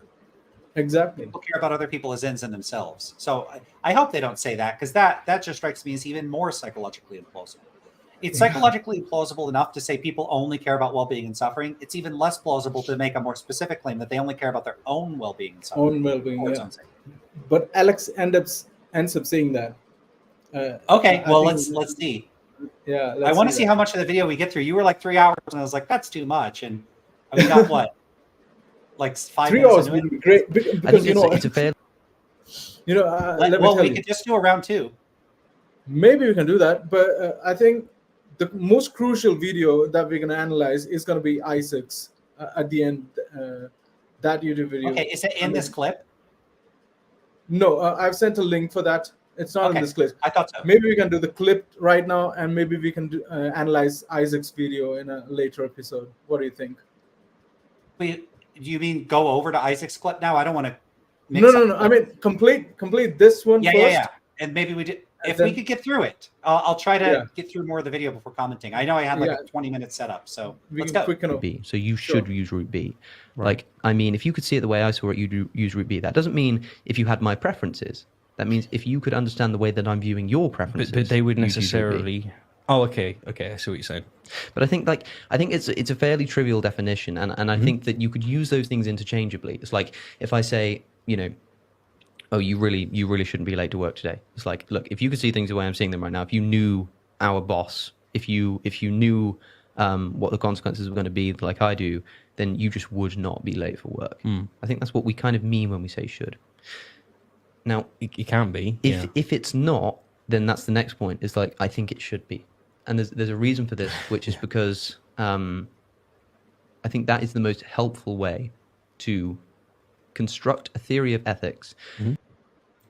I do like this part about like, he says that's what I think people mean. I don't think so. I think people mean stuff all over the place. But he then adds, if it's not, that's what we should mean. I like that bit about conceptual engineering. If you're saying here's how we should talk, I'm on board with proposing how we should talk rather than getting mired in pointless questions about how we do talk.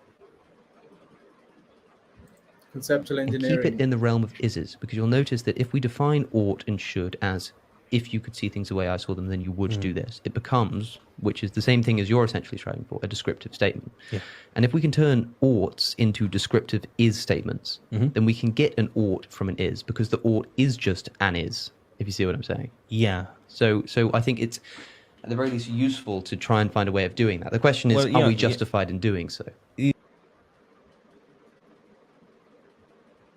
It is a good question, and it'll be interesting to see exactly where you go with this definition that you're working with. The way that gels with the way in which I've previously described things is how I would call something an axiomatic ought, I would think, which is to just say that what I'm saying, as I said, you're not born with a blank slate. It is objectively, verifiably a fact that you're born with a psychological predisposition. That's a fact. That's an is statement, which contains the should, because it's an is statement. It's an is statement which contains the should. The language here, they got to refine this language because it just sounds very strange. It's strange that the is contains the should. I think the should is a thing. I got a should over here. Sorry. They're just wanting to make their point somehow, Steve and Alex. Yeah, I just feel like there's probably better ways of wording what they're trying to say. It's like they're trying to vindicate a particular type of philosophical discourse by sort of retrofitting it onto more acceptable accounts of human psychology and I don't know, a sort of philosophical lexicon that makes more sense of things. But why bother? Why not just say that the philosophical discourse is confused and we should talk about it in a different way? That's what I would favor. Like, again, I'm not opposed to the project they're engaged in. I think that their way of doing it could use some terminological refinement. And I understand trying to move away from an embedded terminology can be very challenging. So this is not like a harsh criticism. It's just, hey, that's probably not the best way of framing this. There's probably a way of making the same point, a point I may not have, I may be very sympathetic to, that would be a little more clear than this. And I don't even know what that way is. It's kind of like if I'm reading a paper and I'm like, you got to fix the wording here. But I don't know exactly what a better sentence would be, but I know this sentence needs to be improved. And this would be totally true of many, many things that I say. This is not at all some kind of like big dig or anything. About the should. So that's what an axiomatic ought is. It's a desire that you have instilled within you as a matter of fact, that you sort of didn't control or reason your way into. That's for you what an axiomatic ought is. But something I'd like to just take us back to, if you will, is you were saying that you think that there's only one. Yeah, that's where I was about to take it. Yeah, cool. So I was going to say, if that is how you're defining an axiomatic ought. So they're basically saying that there is only one ultimate desire. Yeah, I just don't know what that's based on, but they're repeating a lot of the same stuff. Yeah. 1 second. There's some people in the chat I want to respond to. Sure.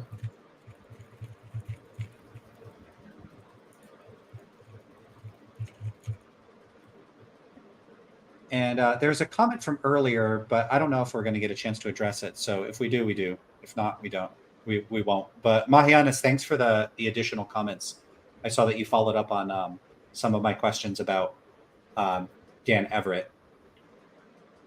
So I guess I will post that. You say he usually mentions it in relation to the evidence of Jesus and his missionary stories. Specifically, I do not. Okay, fair enough. And that's when I was asking where he mentions this stuff about normativity. And then some stuff about is super interesting, but I feel like it'd be a big tangent if we want to get into that. I know I also said it's something I want to look into, so I'm going to have to just get a guest or two on the channel to talk about that type of, like Buddhist philosophy and that sort of stuff, because I don't know enough about it to talk about it. I could just read the comment and go, cool, okay, interesting. And then I have nothing to add. All right. And I would say that there is only one axiomatic ought. Sure. And that is pleasure. That you ought to. There's one axiomatic ought. Why is it axiomatic? What exactly does he mean by that? And I think we'll have to go back to another video that Rationality Rules makes, in which he introduces this term called axiomatic oughts. I don't remember. I haven't watched that video because it's not necessary for this video, right? But yeah, he tries to introduce a term called axiomatic odds. I don't know how it defines it though. Axiomatic Okay. odds, yeah, value odds. They're basically See- talking about pleasure. Right. Pleasure is the ultimate. Yeah, I don't know what work, if any, axiomatic specifically is doing. Whether it's a fairly benign invocation of the term, or whether it's serving some substantive role I may or may not object to. I don't know. Pleasure, and by pleasure, Yeah. I also mean the avoidance of pain. Yeah.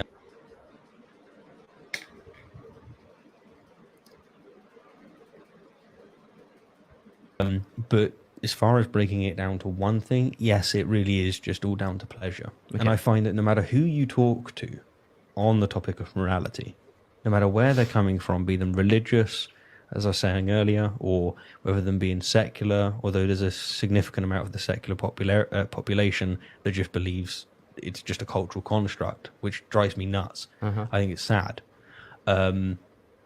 Whoever you take who's arguing for some kind of objective morality, you can break them down, and you will always get down to this pleasure-pain Pleasure, yeah. dynamic. You know, you take the Christian down, you go, well, why should we obey God? Because you'll go to hell forever.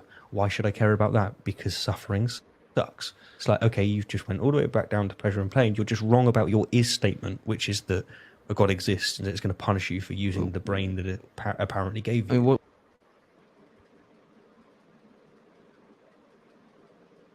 But conceptually, I think we. Are you on mute? I can't hear you. Are you on mute? Whoops. Yeah, sorry, my bad. Yeah, don't really have much to add there. It just is more developing on this theme of them saying it's all about pleasure and pain. Right. I mean, this is something I want to talk to both of them at some point about meta ethics, and Yeah, I that'd be was great thinking to about try to get in touch with them. Yeah, Yeah, they're maybe just we can tag- they're high profile people. Sorry. No, I was saying that maybe we can tag them and they might, get the notification or something. Somehow they would get to know. They might, about but this. they're busy. They're big names. They do a lot. Yeah. So, this is Quite this is a unlikely. tiny channel. I'm about to hit 1.4 thousand subscribers. So I should Yay, say I never congrats. do this. Well, thanks. It's such a small channel. Do if you like my content, I know I do these super long form lives. I make all these promises. I did fulfill one, which is to not only talk about meta ethics. I brought other topics onto the channel. So success there. But I also need to do more short form content as well. And I think that could really help the channel grow. But I gotta get more views on stuff, because I really want people to. Right. I want to raise the waterline for people's understanding of meta ethics in other domains. And directly talking to people is one way of sort of spreading the word.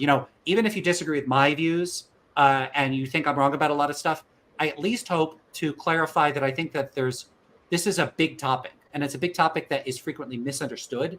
And I can at least encourage people to understand it better. Sure. I'm not a big fan of short format content, because people can have a lot of misconceptions from that. They can build a lot of misconceptions, but to help grow the channel, that's the only way, I think. Yeah, think yeah. that's best I can do shorter stuff. So, I do have TikTok videos, and, I put myself on the recorder on there, and there's a 10-minute cap. So all of my videos there are less than 10 minutes. So some of them I'm at 9 minutes and 57 seconds, but that's not too long. So I'm capable of it if I can sort of constrain myself enough. So it's just a thing to sit down and get used to. I have these sort of this motivational hurdle. If something's new, I will procrastinate, not do it. And then finally, once I do, I'll be like, oh, that wasn't as bad as I thought. And then once I do it 3 or 4 times, I'm good. So probably what I should do is say, okay, I'm going to sit down. I'm going to make a video that's less than 20 minutes, and I'm going to post. And I think if I do that 2 or 3 times, I'll get into the habit of, okay, that's a thing I can do. Yeah. Yeah. All right. Anyway, let's keep going. Yeah. Can Let's agree. keep going. No. We both agree that the only thing that is ultimately desired at the very basic level is pleasure. And Yes. every other desire that you can possibly have ultimately breaks down to pleasure. Mm-hmm. And for the audience listening, it's worth noting that there are common objections to this. For instance, someone might say, well, it's possible to desire things that aren't pleasurable. So, for instance, you can... You want to get hit during sex.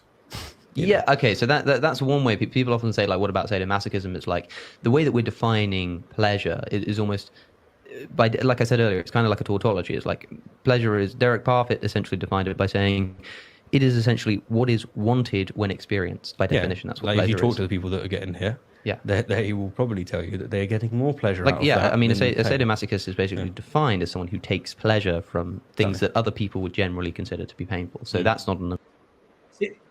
I don't even accept that. Like, okay, so the only thing we want is pleasure, and pleasure is what we want when experienced. That's already seeming to imply, on their view, I'm not criticizing Perfect here, that people only want things that are cashed out in terms of how they experience them. But I just don't think that that's true. Why would I think that that's true? This is a case where I would think that the person making these claims needs to present arguments and evidence for them. What are the arguments and evidence? Why think this? Now, I'm sure if we go and look in the academic literature, we could find people that argue for these sorts of views, but they're not doing it here, and that's a little frustrating. At least they're not doing it yet. And they don't end up doing that either. Okay, well, it's a spoiler alert. They never do. So let's see what they do say. But how do it's just a tautologous definition. It's a trivial tautologous definition that's not adding content. I mean, that's not specifying what the exact desire is. So it's not adding anything useful to the discussion, if I may say. Yeah. Well, let's see what they do say. A good objection. Another objection might be you can desire things that actually aren't pleasurable. For instance, you take someone who like desires to throw himself on a grenade to save his squad, like the soldier. Yes. And that's an important question, because it's like, if he's acting in accordance with that desire there, like, surely desiring to throw yourself in a grade, like, that's not pleasurable. No. And the answer to that is, well, firstly, he could be wrong. He could think that that's going to maximize his pleasure and it not actually do so. But secondly, like, the way that... Okay, well, that's just deeply implausible. And notice they said that he could think it will maximize his pleasure. In what universe would ensuring that you die maximize your pleasure? Like, I mean, keep in mind, I guess there are situations where one could think that. So, a person that wants to avoid eternal torture might do something. I don't like getting examples in this area because it gets too close to sensitive topics. But just the point is, okay, there is a sense in which a person might think that. They might think if they jump on a grenade, they'll go to heaven, or they'll be rewarded and they'll get more pleasure. And actually, they might say, hey, it's a quick, painless death, and you don't suffer that much, and then I might be eternally rewarded in heaven. So they could think that. But again, the onus would be on whoever's saying this. Like, yeah, that's possible. It's always possible to come up with a reason why someone does something. But the difference is to show that because their position is a strong one. It's that everyone always is acting for this in all circumstances, 100% of the time. And you would need a very good case to establish a extremely hardcore, like, I don't mean universal, like 99% of the time. I mean, there are literally zero exceptions that have or will ever have occurred, are occurring, or will ever occur in the history of humans. That's a really strong claim. I would expect there to be good evidence for it. And the ability to come up with a plausible hypothesis for, like, look, you could do this if you want to get real silly with it. I could say everything everyone does is ultimately for the purpose of taking a nap. All people want to do really at the end of the day is take a nap. And so why does a person exercise? To take a nap. Why does a person go to work? Well, they want to make enough money to buy a house so they can have a comfortable place to take a nap. Why do they eat food? Makes you more tired so they can take a nap. Like, I could always come up with a reason why it's all about taking a nap. And like, you could say, okay, but it's really implausible in this case. Come on, the reason a person runs a marathon is so they could take a nap? Yeah, sure, maybe that's the reason. Why would a person drink caffeine so they could take a nap? Here's a reason why. Why a person would drink caffeine? Because they know when you wake up, you're definitely way too awake to take a nap. But if you drink caffeine, you'll make yourself even more tired so that you can take a better nap later. So, like, you could always come up with a just so story about how all human action is geared towards nap taking. And you could just swap that out with any silly goal you want. It's all about eating pudding. It's all about trying to jump over the moon. Everything everybody does is so they could jump over the moon. Could be increasingly difficult to do the more silly the goal is, but it's all about pleasure. gets really weird when people do self-destructive things, and then you say that's actually for pleasure. No, it's just not plausible. I really love that analogy you came up with, the caffeine analogy. Yeah, and the nap analogy as well. That hits home. That hits the point. I mean, yeah, that we've been disagreeing with these guys here. Yeah, it's like instead of hedonism, it's like napism. Everything's about taking a nap. Napism. Yeah, I'm having conversation with you so I could have a nap after this. That's the only reason. We're trying to tire out our brains so that we're tired enough so that we can take a nap. You'll have a good nap after that. Yeah, someone in the chat is saying, I wake up just to take a nap later. Right, yeah, in fact, think about it. The more you wake up, the more naps you can take. Instead of one long nap, you have to wake up to take more naps. So being awake and doing stuff is exactly what you would expect of someone that's only trying to nap. Nap maximization. Yeah, it's not maximizing the duration of the nap. It's maximizing the amount of naps. Amount of naps, yeah. Interesting. Yeah. Yeah, of course, that is kind of silly because if people really wanted to take naps, you would expect people to be like taking, like people would have like alarms so they could wake themselves up at night. They wouldn't sleep through a whole night. They'd wake up repeatedly so that it was just a series of naps rather than one long night. They don't do that. So there's things that are inconsistent with the everything's about naps hypothesis.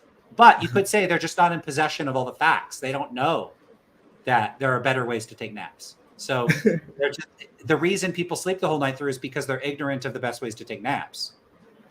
Right. You could argue it's silly. That's the point. That's a good objection to Alex. We should bring up that with him. Everything's about naps. Okay, let's do it. Ready? Ready. Is like as Aristotle had it, an intense short pleasure over kind of a stretched out lesser pleasure. And I think the real strong thing to emphasize there is Richard Dawkins' selfish gene as well. Yeah. You know, like when a bee stings and it kills itself in the process, people who don't really understand evolution will look at that and go, wow, that seems odd. It's like, no, it makes perfect sense. But, you know, I'm because it makes sense at the level of the genetics. Like the selfish gene essentially says that we do things that at the level of the organism seem quite selfless, but at the level of the gene are selfish. But I'm talking at the level of the organism here, because I'm talking psychologically we desire pleasure. I don't think you can talk about the level of an organism without actually talking about the level of the species. I think when you're talking about pleasure, because what I'm essentially saying is like we say, although no, you don't desire things that are pleasurable. You desire those things to get the pleasure. So you do desire pleasure. That's at the level of the organism. Like the gene doesn't have desires in that same philosophical sense. Sure. So when the soldier jumps on the grenade, you can explain that evolutionarily in terms of the selfish gene or the expanding circle, as Peter Singer has it. But I think that you can also describe it at the level of the psychology of the organism by saying, for instance, I said that pleasure is also the avoidance of pain. Well, guilt is a pain, as we're defining it. It's a pain, it's a discomfort. And if that soldier has been trained in such a way that he knows he'll live the rest of his life in complete guilt if he didn't sacrifice himself, then in order to avoid that pain, the maximization of the pleasure would be throw himself on the grenade. Now, the important point to note is that he could be totally wrong. That could be totally irrational. Like the guilt would never actually outweigh the pain of throwing yourself on the grenade. Yeah, it's speculative. So it could be a person will jump on a grenade to avoid guilt. It's certainly a possibility. And I grant, of course, it's more plausible than like the nap story. But my point in bringing up the nap story isn't that it's equally plausible. It's that in all of these cases, you can always propose a possible explanation for a person's motivations. That's very different from showing that is the actual motivation. So is it possible everyone that jumps on grenades or sacrifices themselves to save others is motivated to do so out of guilt avoidance? Yes. Is there good evidence of that? I doubt it. So why think this is true? I just don't see a good reason to think this is true. Any thoughts on this? Right. This proposal? No, I have the same feelings. And I think it's just repeated things again and again. Everything is broken down to pleasure. We are disagreeing with that. That's the trend in this video. Yeah. And I don't want to get too... Do you have time? Yeah. Do you have time to finish this off? I mean, the whole video off? Yeah, I could just... Yeah. Let's keep going. Let's do it then. And let's just speed it up then. Because later on, he brings up the free will thing. And it's going to... Yeah, we got about, we're almost to the halfway point, so we'll see. Could be wrong. Yeah. However, he still desires the pleasure, even if he's got the wrong means to achieve it. Like he's still going in with the desire for pleasure. Yeah. So you'll always break down to whether you want to call it well-being or pleasure, which essentially mean the same thing in this discussion.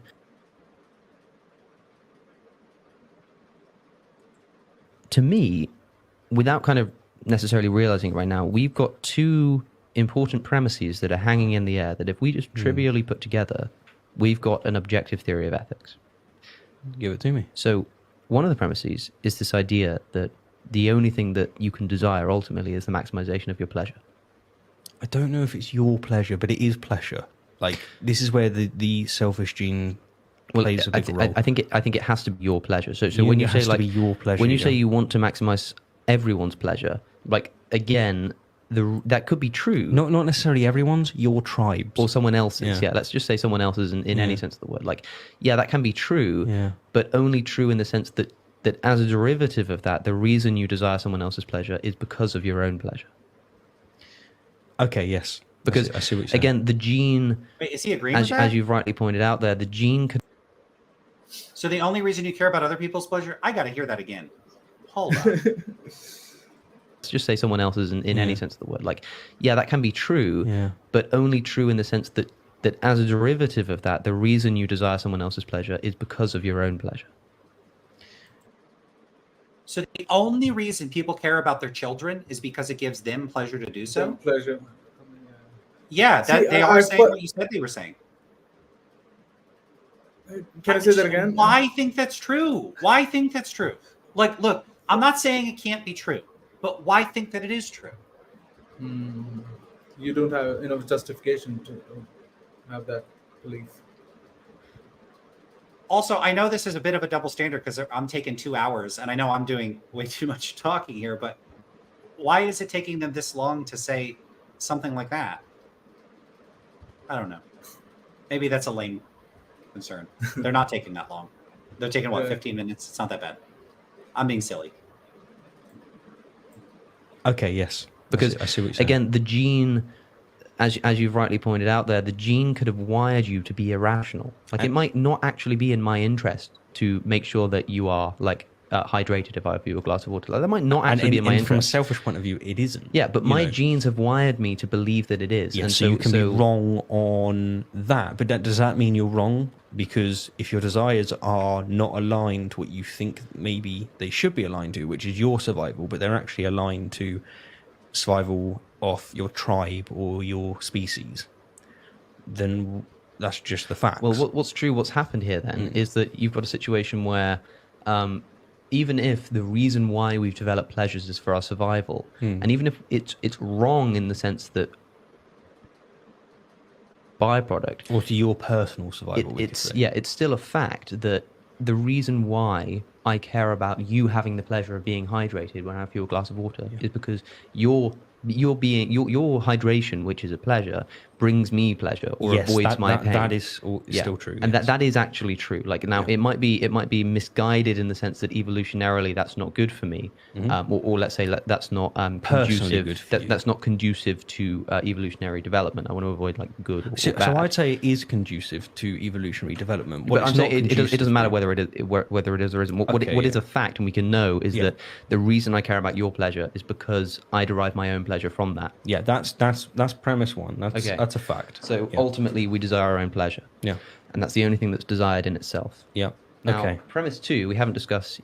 Okay, so they're building an argument here. Their first premise is pretty much that. Let's get the exact premise. Maybe we should write it down. I don't know. Yeah. Now, premise 2, we haven't discussed yet, and I hope the reason why I care about you having the pleasure of being hydrated when I have your glass of water is because your hydration, which is a pleasure, brings me pleasure or avoids my pain. That is still true. And that is actually true. Like now, it might be misguided in the sense that evolutionarily that's not good for me, or let's say that's not conducive. That's not conducive to evolutionary development. I want to avoid like good or bad. So I'd say it is conducive to evolutionary development. But I'm saying it doesn't matter whether it is or isn't. What what is a fact and we can know is that the reason I care about your pleasure is because I derive my own pleasure from that. Yeah, that's premise one. That's a fact. So ultimately we desire our own pleasure. Yeah. And that's the only thing that's desired in itself. Yeah. Now, Okay. premise 2, we haven't discussed yet, and I hope the audience doesn't get too annoyed if I suddenly bring this up, but it's the free will premise. You will only ever do anything in your life because you desire to do so. Now, you might say, no, like I don't desire to go to the gym, but I still go to the gym. Well, the only reason you do that is because you desire to be healthy, and the desire to be healthy outweighs your desire to stay in bed. Why is that the case? It just is. You don't get to choose that, right? So whatever you do. Before we go on, what do you think of that premise? So I'm trying to write these down. It's you will only ever do anything in your life because you desire to do so. I agree with the second premise, to be honest. So it's like we will only ever do anything consciously because we desire to do so. And there can be competing desires, but one desire ultimately just wins over. And you'll do that act because of that desire winning over. So ultimately, it's just another desire. But yeah, I agree with that premise. So do I. So what I would say is I would just clarify, because he says you will only ever do anything in your life because you desire to do so. I would just make it explicit, and I doubt that they would disagree with this, that the only thing you voluntarily do, you do because you desire. Because you could, of course, do, like there's reflexes, or you could do something in your sleep. Right. There's all sorts of stuff that you might do that might be an involuntary action. Exactly. And so there's a certain, and maybe it would be worth it to get into discussing what makes an action voluntary versus not. But I think that's clear enough, hopefully for present purposes, to say, there's a certain kind of action that's voluntary, and voluntary action just is. I am happy to think of it this way, just is acting on your desires. Whatever desire wins out in the competition of desires that you have, as you put it. Whatever wins is going to be just whichever desire comes out on top. So like voluntary action is motivated by desires. I'm perfectly fine saying that. So don't have a problem with the second premise with that one little qualifier that it's voluntary. Yeah, and I think they would agree with that. I'm sure they would agree with that. Yeah, it would be weird to say, no, even involuntary action is based on your desires. Why say that? That's strange. Right. You do because of some kind of desire. Even when you appear to do something that's undesirable, it's because there's another desire that's stronger that's forcing you to do it, essentially. So you only do what you want because you desire to do so. Desire motivates action. That's a trivial point. What you desire to do motivates your action. Premise 2 is you don't get to choose your desires. You don't control your desires. And if you don't control your Wait, that's premise 2? I thought that the one they just gave was premise 2. Maybe they're structuring the argument differently. You don't get to choose your desires, he said? Yeah. Okay. So desires, but your desires control your actions, then you don't control your actions. That's the second premise. Your desires control. Okay. So he's basically saying that we always desire pleasure. That's the first one. The only thing that we desire is pleasure. That's the first premise. Second premise is that we only ever do anything voluntarily because we desire something, and that desire just wins over other desires, but we don't choose or control our desires, which is basically the free will premise. We don't have free will because we don't control our desires. We don't create our desires. Those desires are coming by from deterministic or indeterministic processes, none of which we have control over. So yeah, second premise is something that I agree with, and I guess you agree with as well. Yeah. First premise is where we disagree. Yeah. So let's. Yeah, but I want to see what conclusion he wants to get out of this. So I rolled it back a little bit. It's because there's another desire that's. Sorry. Okay, I think he's just presented the premises. So the conclusion is something like the ought or the should definition that he brought up. You remember, right? So he says that. So you will do. So if you're wrong to do something, then to rectify that, then you will have to do. I mean, something like that. Like you won't have any other choice than doing that thing. Okay, well, we'll get to it, but he said something right before the end of the clip, and I want to catch that specifically. Sure. So I want to replay that. Stronger that's forcing you to do it, essentially. So you only do what you want because you desire to do so. Desire motivates action. That's the trivial point. What you desire to do motivates your action. Premise 2 is you don't get to choose your desires. You don't control You don't get to choose your desires. your desires. You don't control your desires. Okay. If you don't control your desires, but See, he says more.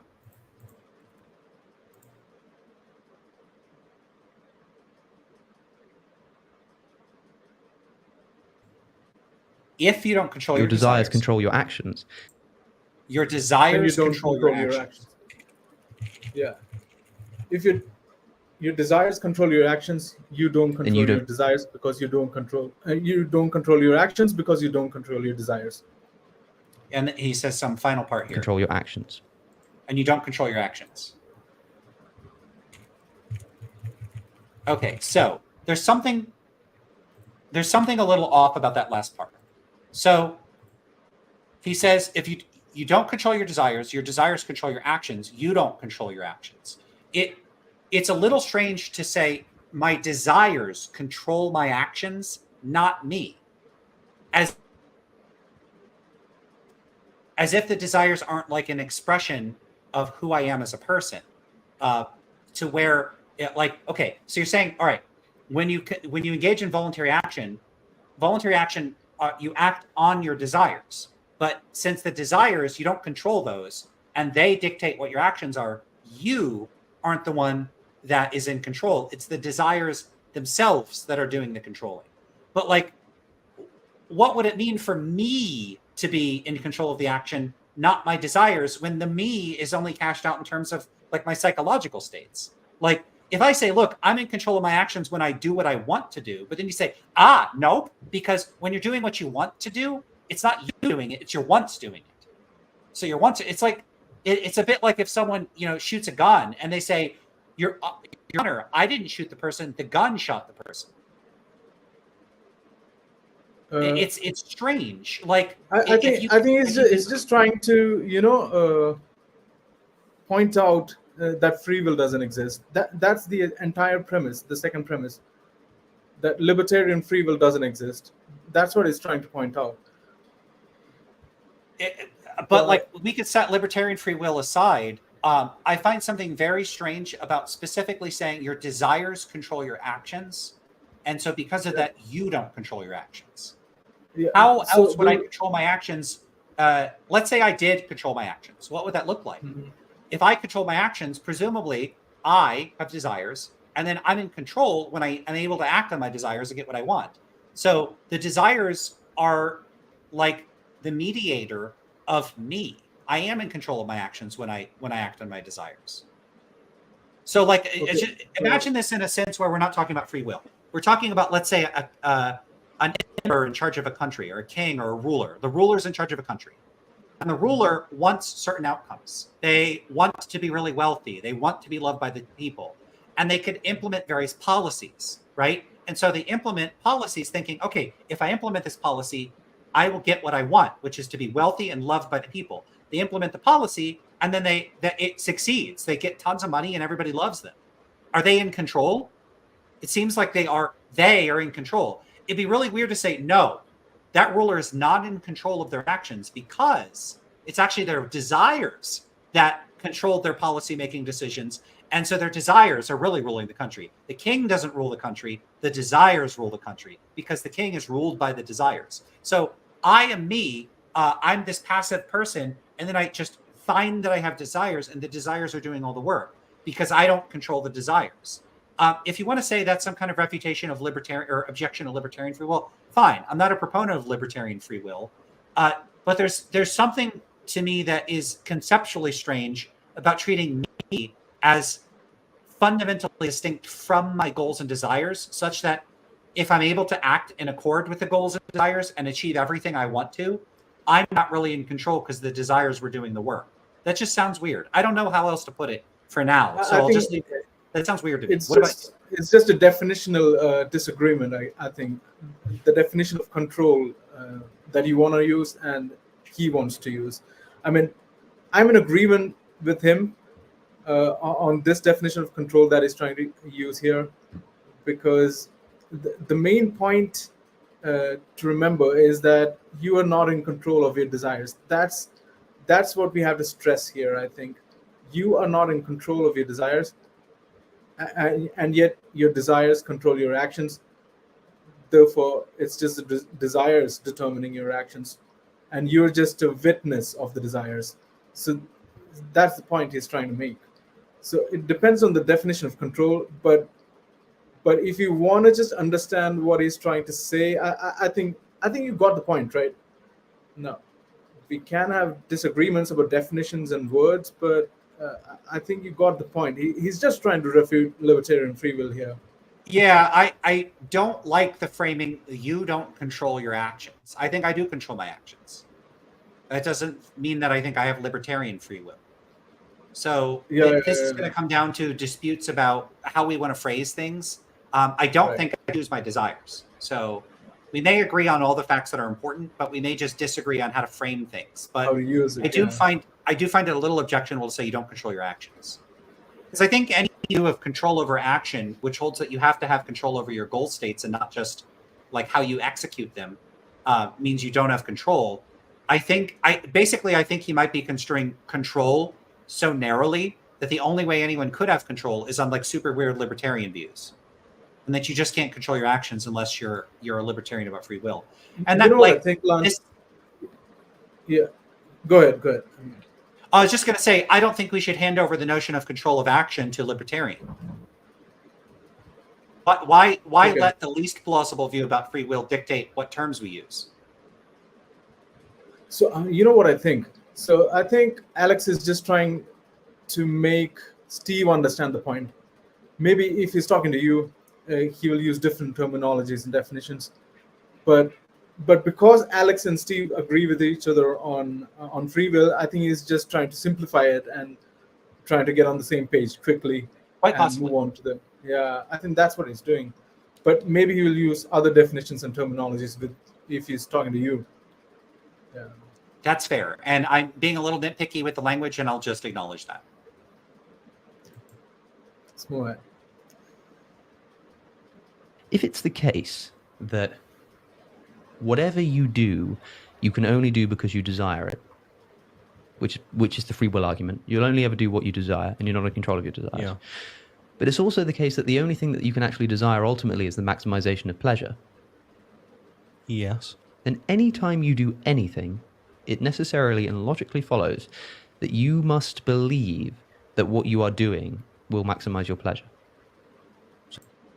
Wait, well, it doesn't follow that you have to believe that. He said you have to believe that that's what you're doing? That's exactly what he says here. You are doing will maximize your pleasure. So give I don't think this lets me use necessarily and logically follows that you must believe that what you are doing will maximize your pleasure. Oh, you must believe. Okay, so not that you do. Give that one more time. Mm-hmm. That's fine. So if it's the case that you will only ever act in accordance with your desires, sure, which is the free will argument situation. You'll only ever act in accordance with your desires. Mm-hmm. But we also know that the only thing that you can desire is the maximization of pleasure. Mm-hmm. And that means anytime you do anything, you must believe it will maximize your pleasure. Because you have to act in accordance with your desires. And you can be right and wrong about You can be those. right or wrong about that. Yeah. But what we know is that anytime you do... Technically, you must is a little ambiguous here, because there's a difference between kind of... He just means you will. He's just trying to tie these words together. Yeah, there's a difference between... He's trying to say will. I think he means must in like a normative commitment sense. Like, look, if A leads to B and B leads to C, and you think A, you're going to have to think C. But that's different from saying that you... Like when you say you must, that could be used in a descriptive sense. Like it must be raining outside right now. That's a descriptive claim. I don't think he's making a descriptive claim. I think he's making like a normative claim. Like conditional on us being right. That's a sneaky thing that he's trying to do there. And I had that criticism when I saw the video. Oh, cool. Yeah. That's a sneaky thing that he's trying to do there. By must, he just means will. And this just happens again in the video. He just acknowledges that by must, he just means will. Steve points that out, and he acknowledges that. Oh, good. Yeah. So if you're using descriptive, I don't know if I call it sneaky. I would call it insensitivity to ambiguity. All right. I don't know if we're on the same page, but I think it's just I'm hyper tuned Yeah. to ambiguity. I see it where it might not even. See, I'm not trying to claim that he's sneaky, but it appears as sneaky. Okay. Yeah, you get the point. Yeah, right? I mean, yeah. I'm like down tune the sneakiness, and I up tune the language is tricky, and it's easy to get tripped up over ambiguity and not be aware of it. I get tripped up over it all the time, and I look for these problems. We're all walking through a terminological minefield, and I just think there's a lot of casualties, and in our conversations. I agree. And we just got to get better at navigating it. True. Anything ever, you must necessarily believe that doing that will maximize your pleasure, because you're only doing it because you desire it. That's the free will argument. And the only thing you desire is the maximization of your pleasure. Yeah. So you have to believe that doing this will actually maximize your pleasure.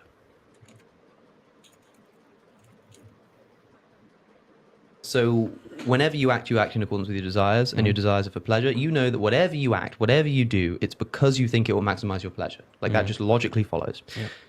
So now we've got an interesting situation, which is this. If you do action X, I know necessarily that you believe that doing X will maximize your pleasure. You're either right or wrong about that. Whoa, wait. Is he now saying that you do in fact believe that? That's different. That's different than saying you are committed logically to believing that. If he's right, that's different from people actually knowing he's right. Let's see where he goes with that. Yeah, I'm gonna take it back because that, like, most people disagree with him. Does he think they're all lying? You have to believe. Well, okay, so if I don't agree with him that everything is about maximizing my pleasure. Yeah. I don't agree. That we don't agree with, right from the start of the video. Right. So, but he seems to be implying that is my only desire. So what, either I'm lying, I actually do know it's my only desire, but I'm saying it's not, even though I know otherwise. Or I, in fact, am ignorant of my own belief, like what's in fact true about my motivations. It's one or the other. So I'm lying, or I'm ignorant of my beliefs. So I don't currently believe my actions are about maximizing my desire, but he seems to be implying I do in fact believe that. It seems like he's telling me what I believe. And like he's saying what everybody believes. And that's a very different thing from saying, look, because I'm right about this philosophical issue, you should believe this. That's very different from saying, as a matter of psychological fact, I know you do believe this. So I want to hear that again carefully, because it really sounds like he's saying the second, which is the much more implausible of the two claims. Actually maximize your pleasure. So I think whenever you act, just pause that. I mean, I think there are two things that I can say here. Either that you are delusional. I mean, everybody is delusional in thinking that they don't actually want to maximize their pleasure. Or maybe there's another distinction that's important here, which is the conscious, subconscious, and unconscious distinction. Maybe he's just trying to say that you actually want to try to maximize your pleasure just means that you're trying to achieve that subconsciously rather than consciously. What do you think of that?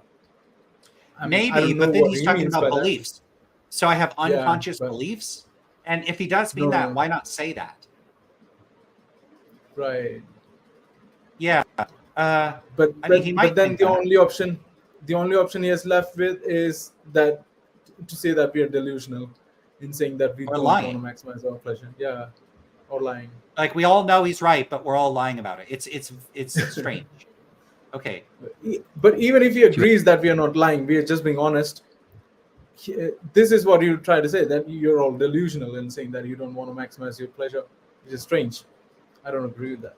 Yeah, I want to know why you would think that. Like, it's very frustrating to listen to this and just not be given reasons why we should think this is true. Exactly. Okay. Act in accordance with your desires, and your desires are for pleasure. You know that whatever you act, whatever you do, it's you know that whatever you act, whatever you do, because you think it will maximize your pleasure. Is like because that, you think it will maximize logically follows. So now we've got an interesting situation. That's getting into muddy waters. And the claim, it's just going down that slippery slope. Problematic, really problematic. Yeah, he seems to be telling me what I think and what I know. When I disagree with him, It's really weird to tell other people what they think and what they know. Right. Okay, It would let's be get back. interesting what he means by that, actually. Maybe he doesn't mean that. He's just trying to say that with Steve so that he understands. Who knows? Yeah, but if he I doesn't really mean that, that's such a sloppy way of wording it. Like, imagine I said, hey, you know the Christian God exists and that Jesus loves you. You know it. And you know everything you do is either attempting to be in God's graces or is a rebellion against God. So as a Christian, I know that you know all your actions as a non-Christian are rebellion against God. You know that. That would be That's some Jordan Peterson kind of shit.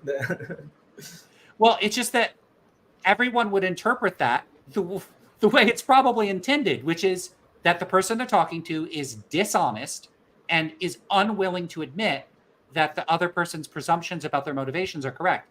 That sure is what he sounds like here. And I'm willing to grant that he may not intend to be interpreted that way, like you proposed possible unconscious beliefs or motivations or something, but it doesn't sound like it. And that's, it doesn't. When you're approaching this stuff, you've got to be more careful than that. Exactly. I agree with that. Okay, let's see, because I think he says this more clearly after that. If you do action X, I know necessarily that you believe that doing X will maximize your pleasure. You're either right. He says he knows that you believe it will maximize your pleasure. He's not saying, I know that your secret motivations, whether you realize it or not, is to maximize your pleasure, whether or not you're aware of that. He's saying he knows that you know it and that you believe it when you're making the decision. So this is a claim about what I believe. That is hard to interpret as a claim about my unconscious goals and motivations. And if it was, why not say that? This is super objectionable. Hugely problematic. To just be declaring what everyone thinks. Again, with zero evidence. None. At best, they're like, I've had conversations, and when you talk to people, it looks like, because like Stephen was saying, I've talked to people, and it looks like this is the only thing that they care about on reflection. That's okay. Maybe not zero evidence, but very weak evidence. That's very, very far from justifying this kind of speech here. Right or wrong about that.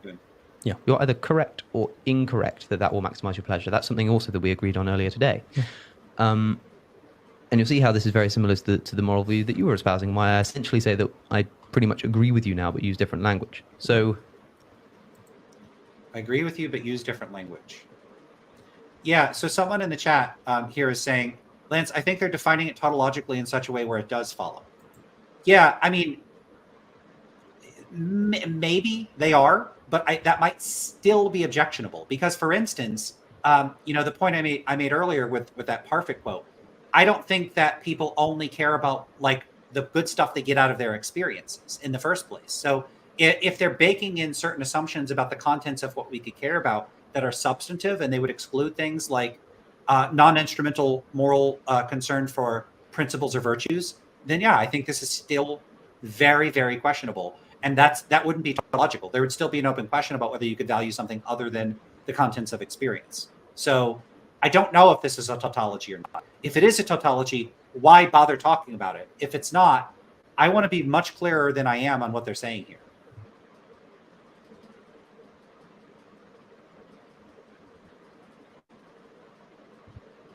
So someone in the chat says, Lance, can you give us an example where you don't maximize your pleasure? To me, the mind state of giving to a stranger can sometimes give a form of pleasure better than serving myself. So one thing to keep in mind with this is like, for instance, let's say I help out a stranger and then I feel good about it. You know, like the effective altruist world and the psychology of charitable giving, it's like the warm glow feeling. Simply because you get a warm glow from helping people does not mean that that is ultimately why you did the action. So often people will reason from the fact that, hey, you got a benefit from this. That must be why you did it. But that doesn't have to be why you did it. It could be a bonus or a side effect or a partial reason why you did it. It could be if you give to charity, you partially give to get a warm glow, and you partially give because you care about the recipients of the donation. That's a possibility. And it could be that you don't even care about the pleasure that you receive. Right.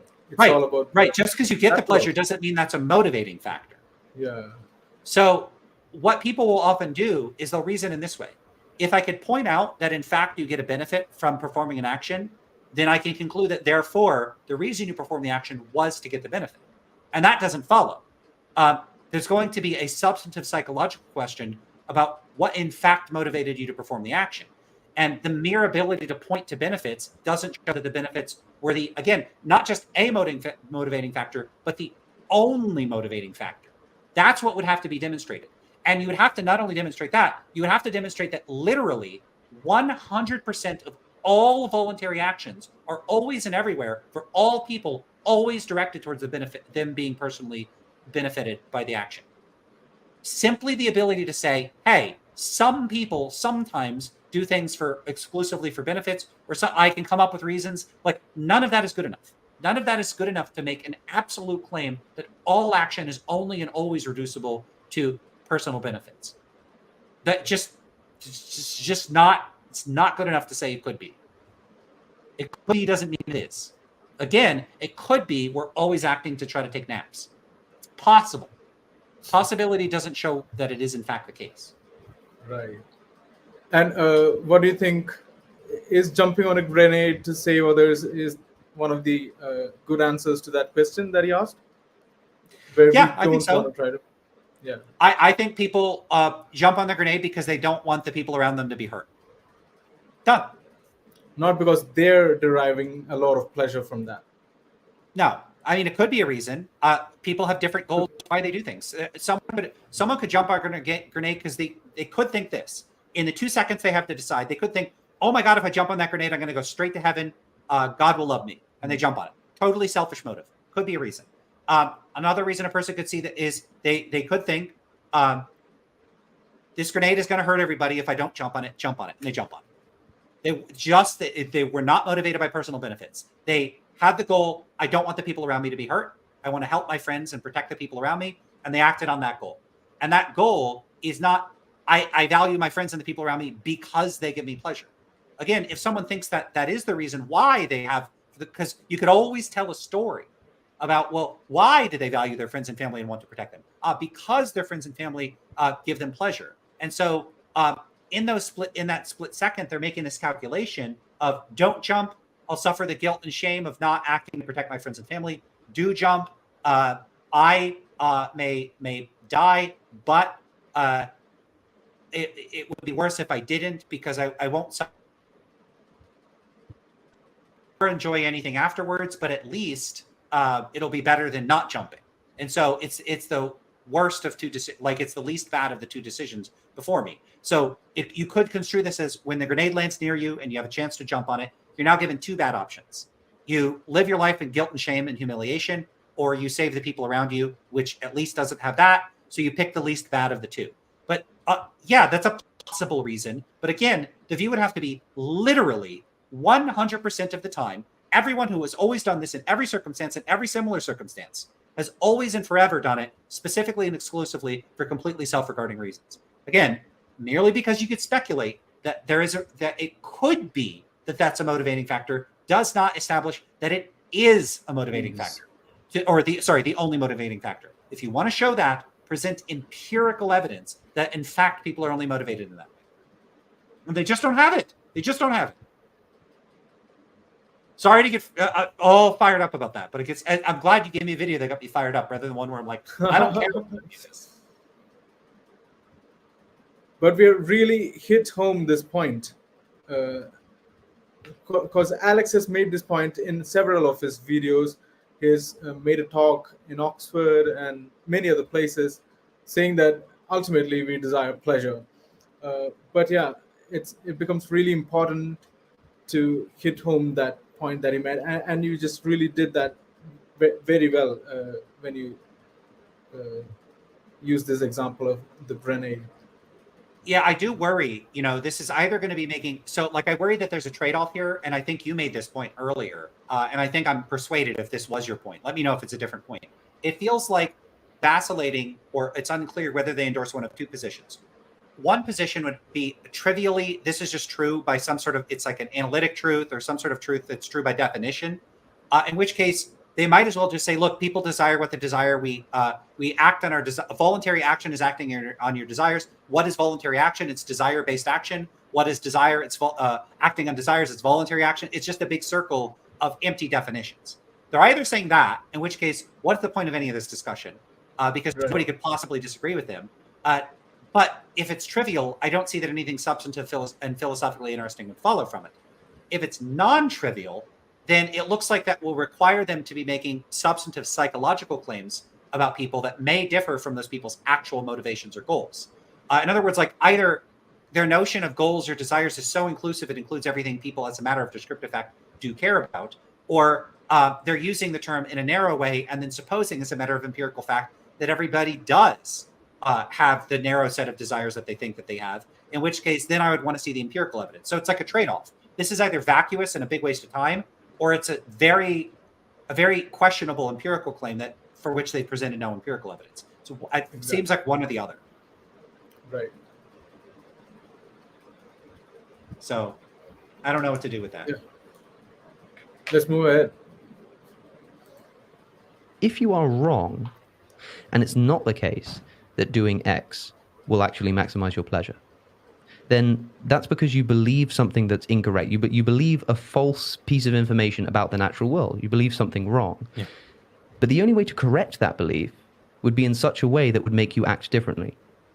Mm-hmm. Because if you discovered that doing X won't maximize your pleasure, or you became convinced, it doesn't even need to be right, you don't need to be correct. Like if you just became convinced or believed that doing X isn't going to maximize your pleasure, doing Y is going to maximize your pleasure, then because you act in accordance with your desires and you desire pleasure, you will necessarily do Y. Yeah. You will have to do Y.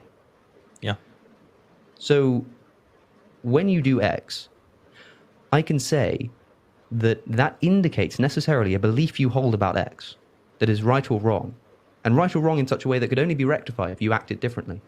Now, I'm not saying that X is wrong. I'm not saying that doing X is wrong. What I'm saying is that doing X indicates necessarily a belief that you hold that is wrong in such a way that can only be rectified in a way that would make you act differently. So what would be an example? So as an example, let's say you shoplifted. Sure. So you just tried to shoplift something. That necessarily means, because of the free will argument, you only act in accordance with your desires and you only desire pleasure. You shoplifting was in accordance with the desire for pleasure. So you think that shoplifting will bring you pleasure. You think that shoplifting is the way to maximize your pleasure in that instance. Now, I would argue perhaps that you are wrong about that. And actually, the way to maximize your pleasure is to not shoplift. Mm-hmm. Now, one of us is right there. Like one of us is correct. It's either the case that shoplifting maximizes your pleasure, or it's the case that it doesn't. Yes. So if you're wrong, and again I stress that's no ought statement there. That's just an is statement. It's about factual. Facts about the brain. The facts that we make in all sorts of statements of science. Exactly. If you're wrong, if shoplifting would not actually maximize your pleasure, then the only way you could actually rectify that belief, the only way that you could become right, is to believe that shoplifting will not maximize your pleasure. Yeah. And if you believe that shoplifting wouldn't maximize your pleasure, then you necessarily wouldn't do it. That's the free will argument. Yeah. So by saying, like, when you shoplift, I can say, your action there, your shoplifting, indicates to me necessarily, it logically follows, that you hold a belief about the natural world, an is statement, which is wrong. And it's wrong in such a way that the only way you could become right is in a way that would cause you to act differently. Yes. So you're wrong in a way that can only be rectified if you act differently. Mm-hmm. I'm not saying what you're doing is wrong and to correct yourself, act differently. I'm saying that what you're doing indicates wrongness, and to become right, it would follow that you would act differently. Would it be fair to say that you're saying what they're doing is wrong because their facts are incorrect? No, what they're doing is not wrong. This is the important thing. Or would it be fair to say that what they are doing, their actions, are not conducive to their goal? And the reason because it's not conducive is because their is statements, their factual statements, are incorrect. Yeah, so that's right, and that's essentially where we would find agreement. But the important point to note and the important point to add is that yeah, I can say that, doing that shoplifting isn't conducive to your goal. Mm-hmm.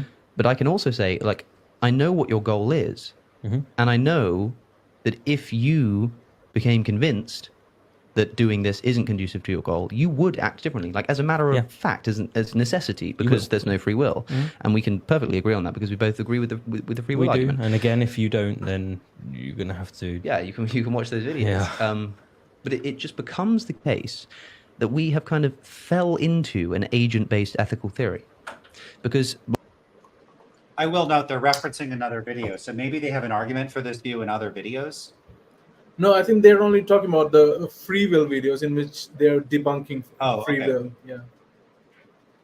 Yeah, I really want to know what convinced them of this. So, do you agree that the argument is valid? Do you think the argument is valid? I only have a problem with the first premise, but I think the argument overall is valid. The conclusion is valid, but I also think that it's kind of trivial. I don't think that it adds the normativity that Alex thinks that it does. I don't know if you're like. I don't know that there's a single argument running through this, but if there is, I would have to sit down and try to work out what it might be. So I'm not able to assess validity. I'm more cautious with doing that. So I don't know. I mean, I'm not seeing like an obviously invalid inference in some misstructured argument. I'm just there's a premise that I have a serious problem with, which is premise one of this set of 3 premises that they have. Right. I mean, premise 3 might be just a semantic thing that they could restructure it and then I'd be okay with it. The second premise I'm fine with, which is cool, is that we're on the same page about that. But yeah, just this ultimately we only desire pleasure. Again, that might be a tautology. So you might just end up either getting something vacuous out of this or it's just going to be wrong. Like, I'll just be like, premise 1 is false or trivial. Hey, at least it doesn't seem meaningless. Upgrade for moral realism.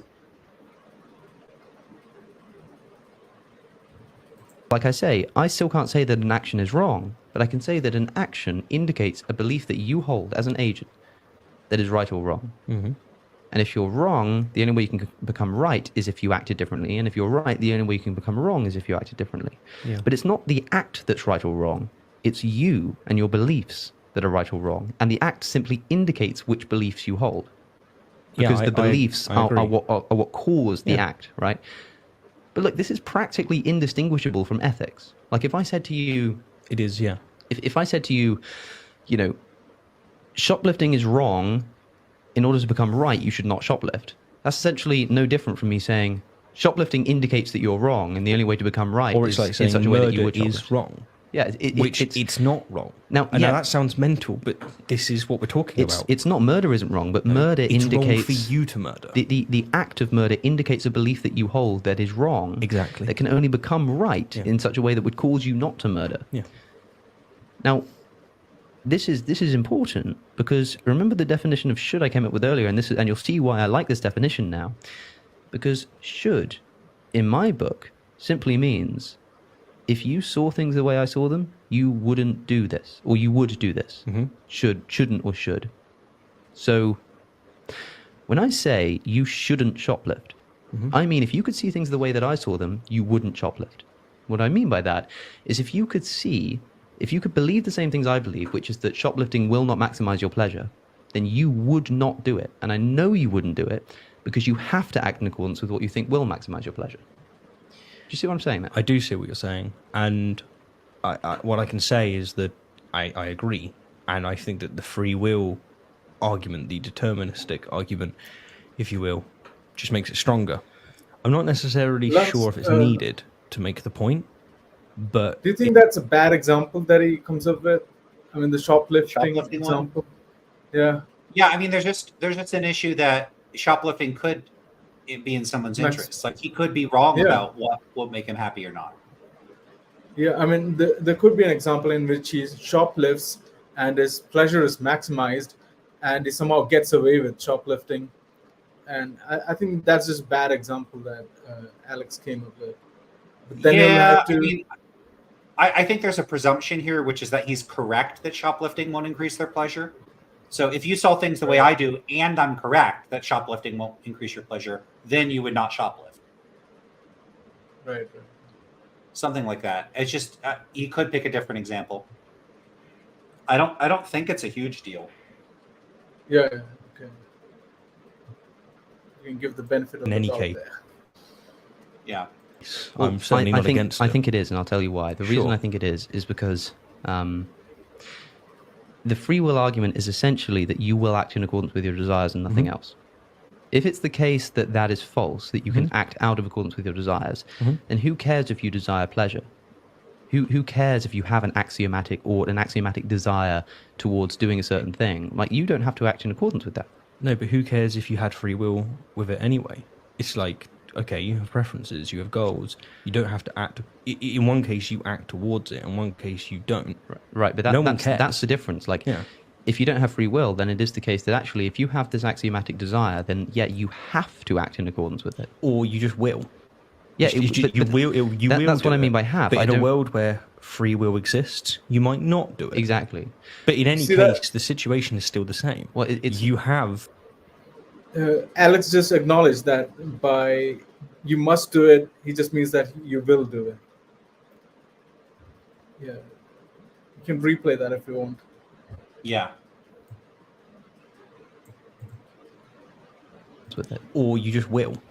Yeah, you will. That's what. You might not do it. Exactly. But in any case, the situation is still the same. Well, you have a goal, and there are right and wrong ways to achieve that goal. Right, but when you have free will, like, your action is not indicative of a belief that you hold necessarily. No, that's true. So, if there's no free will because of the desire argument, then I can say that when you shoplift, I know, like, that is necessarily indicative of a belief that you hold that's either right or wrong. If free will does exist, then you can't say that. You can't say that you shoplifting indicates a belief you hold. It can be completely detached from the belief that you hold there. Sure. Now, the only way for this ethical argument to work is for me to say, like... Did he already say it? Did I miss it? What are you saying? What you said he clarified that will and must. Maybe my attention Oh, span yeah. is like. But Yeah, where I mean, did he you say missed that? it. Yeah, he said that initially itself when you paused. Okay, I mean, I'm taking and it then back. I played. want to hear this. That's what I mean by have. But I in a don't... world where Like a whole minute. Okay, maybe I need a break. I took it back further. Yeah. Sorry, everybody. desire towards doing a certain thing, like, you don't have to act in accordance with that. no, but who cares if you had free will with it anyway? It's Point like, it out okay, you have when he says it. preferences, you have goals. You don't have to act. In one case, you act towards it. In one case, you don't. Right, but No one that's cares. the difference. Like, Yeah.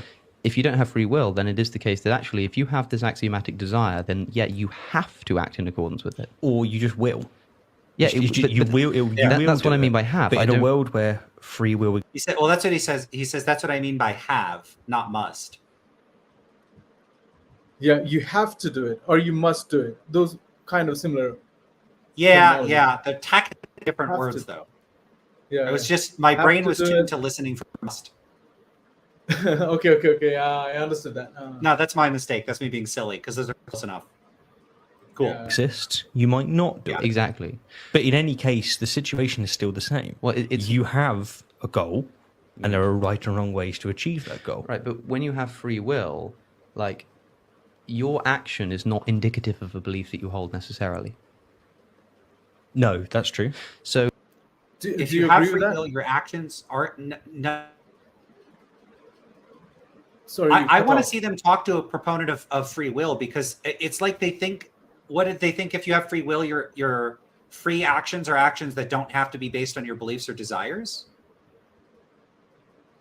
Yeah. Like what then how are you acting? You're just acting randomly? Like what? I mean, you it's don't strange. have free will, right? They'll just say that you don't have free will. So it's just inconceivable to think of a world in which free will is there. I don't know. I don't know what notion of free will they're targeting. They're obviously targeting libertarian free will, but so Yeah, but But I don't they even know, basically- I don't even know if proponents of libertarian free will would agree with that characterization. okay, I suspect many would not, and they would say that's a caricature. okay. Can you explain what do you mean by that? I mean, What Well, what they seem to what be do you implying. think would what do you think would libertarian free will people say in this case? I mean, I'm not 100% sure, but yeah, I very much doubt that they think that basically you only have free will if there's like this disconnect between beliefs and your freely made actions, where your beliefs are like, because you could put this phrasing of like your beliefs determine your actions, but really what a lot of proponents of like rejecting free will would be saying is like your beliefs are determined by antecedent causes, which are in turn determined by prior causes, all the way back up some special chain, like to the beginning of the universe. And so the like conditions were set in motion, and reality is out like a movie. And so you have beliefs, and your beliefs determine your actions. But more importantly, the beliefs themselves are determined by antecedent events outside your control. A proponent right. of free will might think, look, my beliefs are importantly related to my subsequent actions. Like, okay, so a person that treats their wife a certain way, how could they freely choose to treat their wife the way that they do if they don't believe that their wife is their wife? So, like, beliefs play an important role in how a person exercises their free will, I would think, on a free will view. That doesn't mean that the person has to think that the beliefs are like fully determine all of their actions, like in a way that goes back to antecedent conditions. They might think that the beliefs are in some sense under some type of control by the person that's not fully reducible to like this like the initial conditions of the universe. They might think something like that. I don't think like the way they're framing it as though beliefs would have to somehow be disconnected from action fully.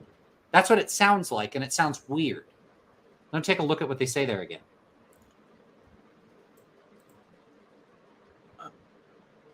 I think Look, I'm what I not would say is that the beliefs, even the beliefs, were required deterministically.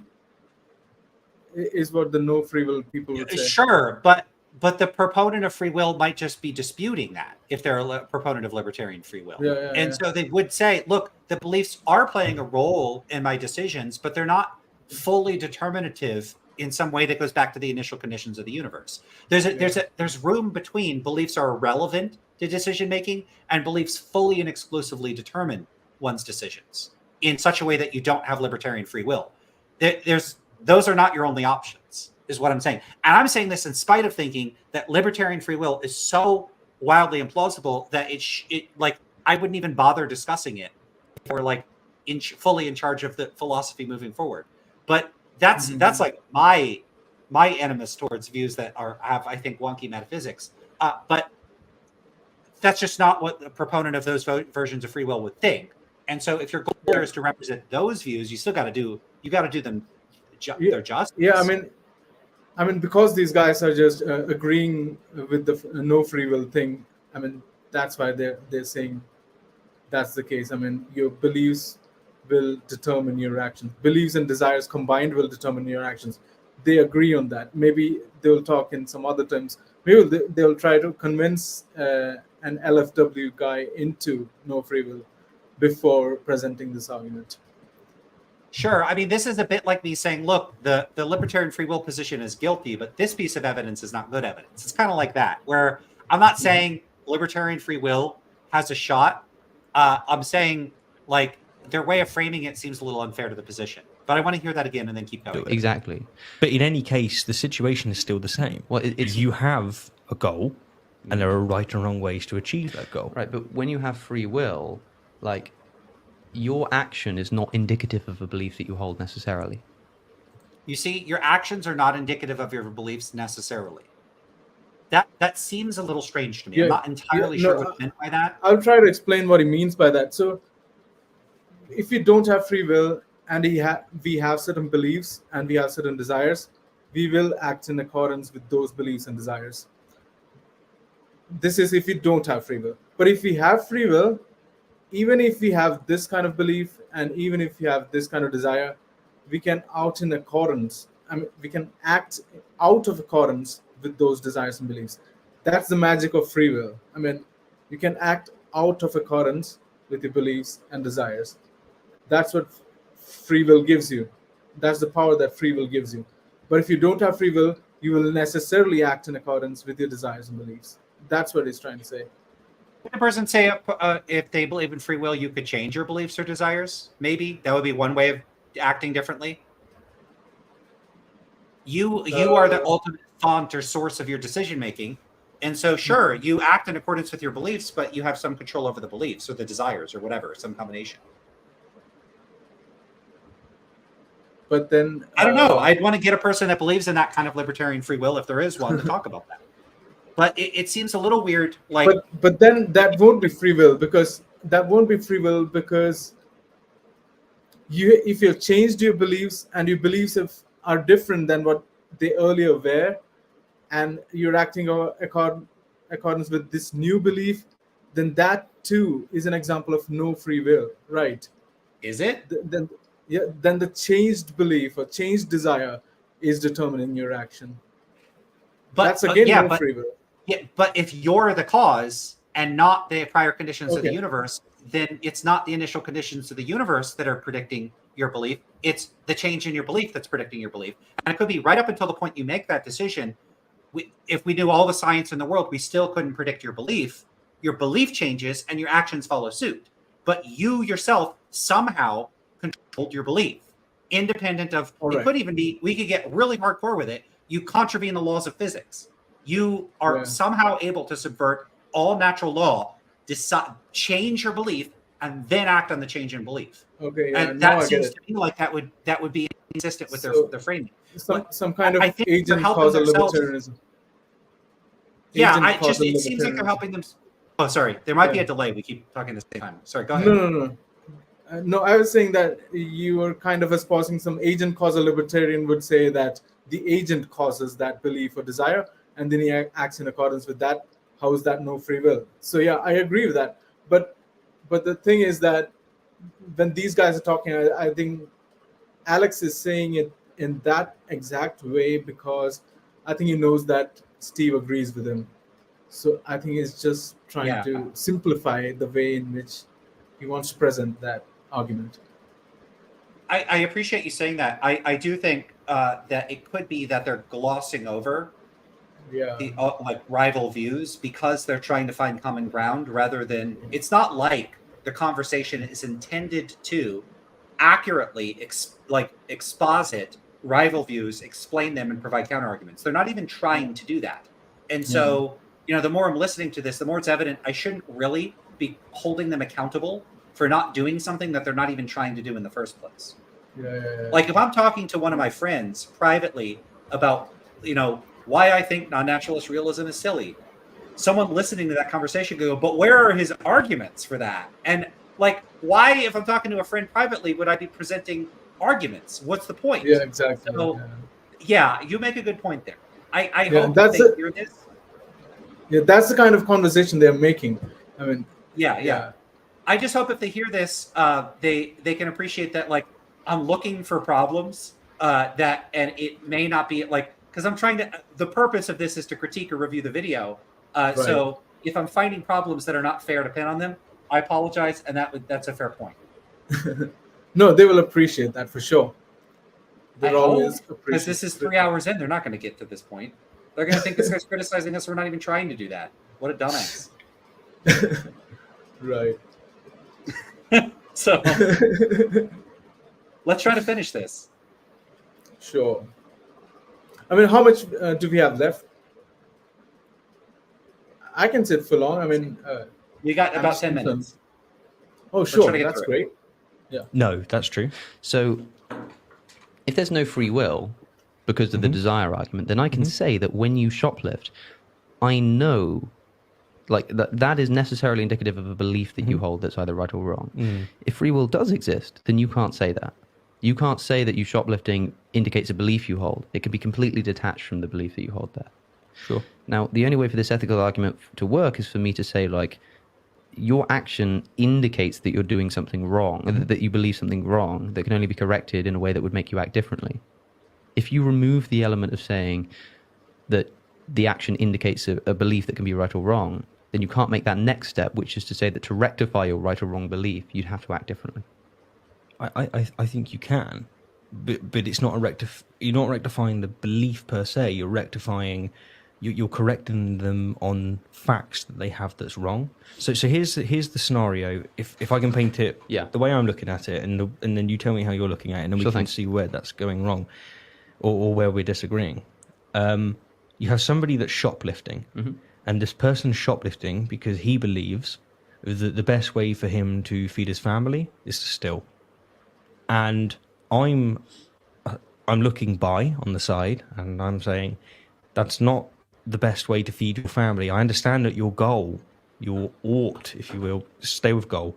Your goal is to feed your family. But importantly, and I don't mean to interrupt, but like we just agreed earlier, the goal isn't to feed the family. You can break that down. You can break it down. The goal is still pleasure. But still, in this context, it manifests as that. Like that's the step that he's taking to fulfill his own pleasure. But who cares? But the way, I don't think care matters. Like who cares if his goal is to maximize his pleasure by feeding his family? Like my point, he doesn't have to act in accordance with that.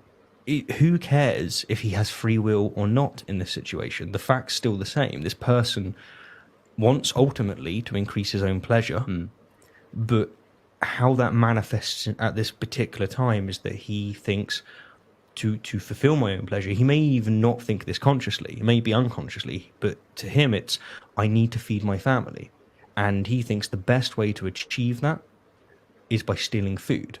I don't see how free will and not having free will changes that scenario whatsoever. Because if you follow it through, I would say that the result's the same. And that is me coming up to him or someone else coming up to him and saying, listen, you're wrong about the is statement, which is, this is the best way for me to feed my family, stealing it. You can say, no, you're better. It is the case that if you work for it, you'll feed your family, and you won't necessarily have repercussions of going to prison, where you're not even going to be able to feed your family for maybe months. You know, it could be years, depending on the seriousness and the context of wherever he's stealing from. In that case, you're still saying, it doesn't matter if he has free will or not. You're just saying that you're operating under that assumption, just saying he's wrong. His facts are wrong. The reason it matters for me is because, like, you've essentially just made the free will argument, which is that, look, if you feel that the best way to achieve your goal is to feed your family, then you will feel, I need to feed my family. Which is that if you think, if you have this goal, and that goal is pleasure, as we've already agreed, like whatever goal you have, it's ultimately broken down to pleasure. So this man has this goal, and you say, if he thinks the best way to achieve that goal is to feed his family, then he'll feel like he needs to do it. Well, yeah, that means he has no free will. That is the free will argument, which is that if he believes that this is the way to achieve a goal, but I don't necessarily desire, then he must do that. I don't think that part is necessary, because you're right, and I agree with you. But what I'm saying is that whether or not that person has free will is irrelevant to me saying that if that is that person's goal, then that is not the best way to achieve it. That is the best way to achieve it, given this circumstance, given this situation. So it's the cunt situation there. Yeah, but what you can't say is that, like, let's take this guy. I can't say he will act that way. I can just say, you do what you want with that information, but here I've corrected you. But that's the problem, right? So you can just say, like, that's not the best way to maximize this goal, and he could just be like, well, I disagree with you, like, so what? Like, or even if I agree with you, like, so what? Like, it doesn't make a difference. The only reason why it would make a difference to someone. No, I don't agree with that. Why wouldn't that make a difference? Because the only reason that it would make a difference to say to someone, if you say to someone, actually, the best way to maximize your goal that you're trying to achieve is to do this instead. The only way that would mean something to someone is if that was enough to compel them to act differently. And if that is enough to compel them whether they have free will or not, and I agree that they don't. No, but if that is... in any case, that will still compel them. It's just that they may not act on it.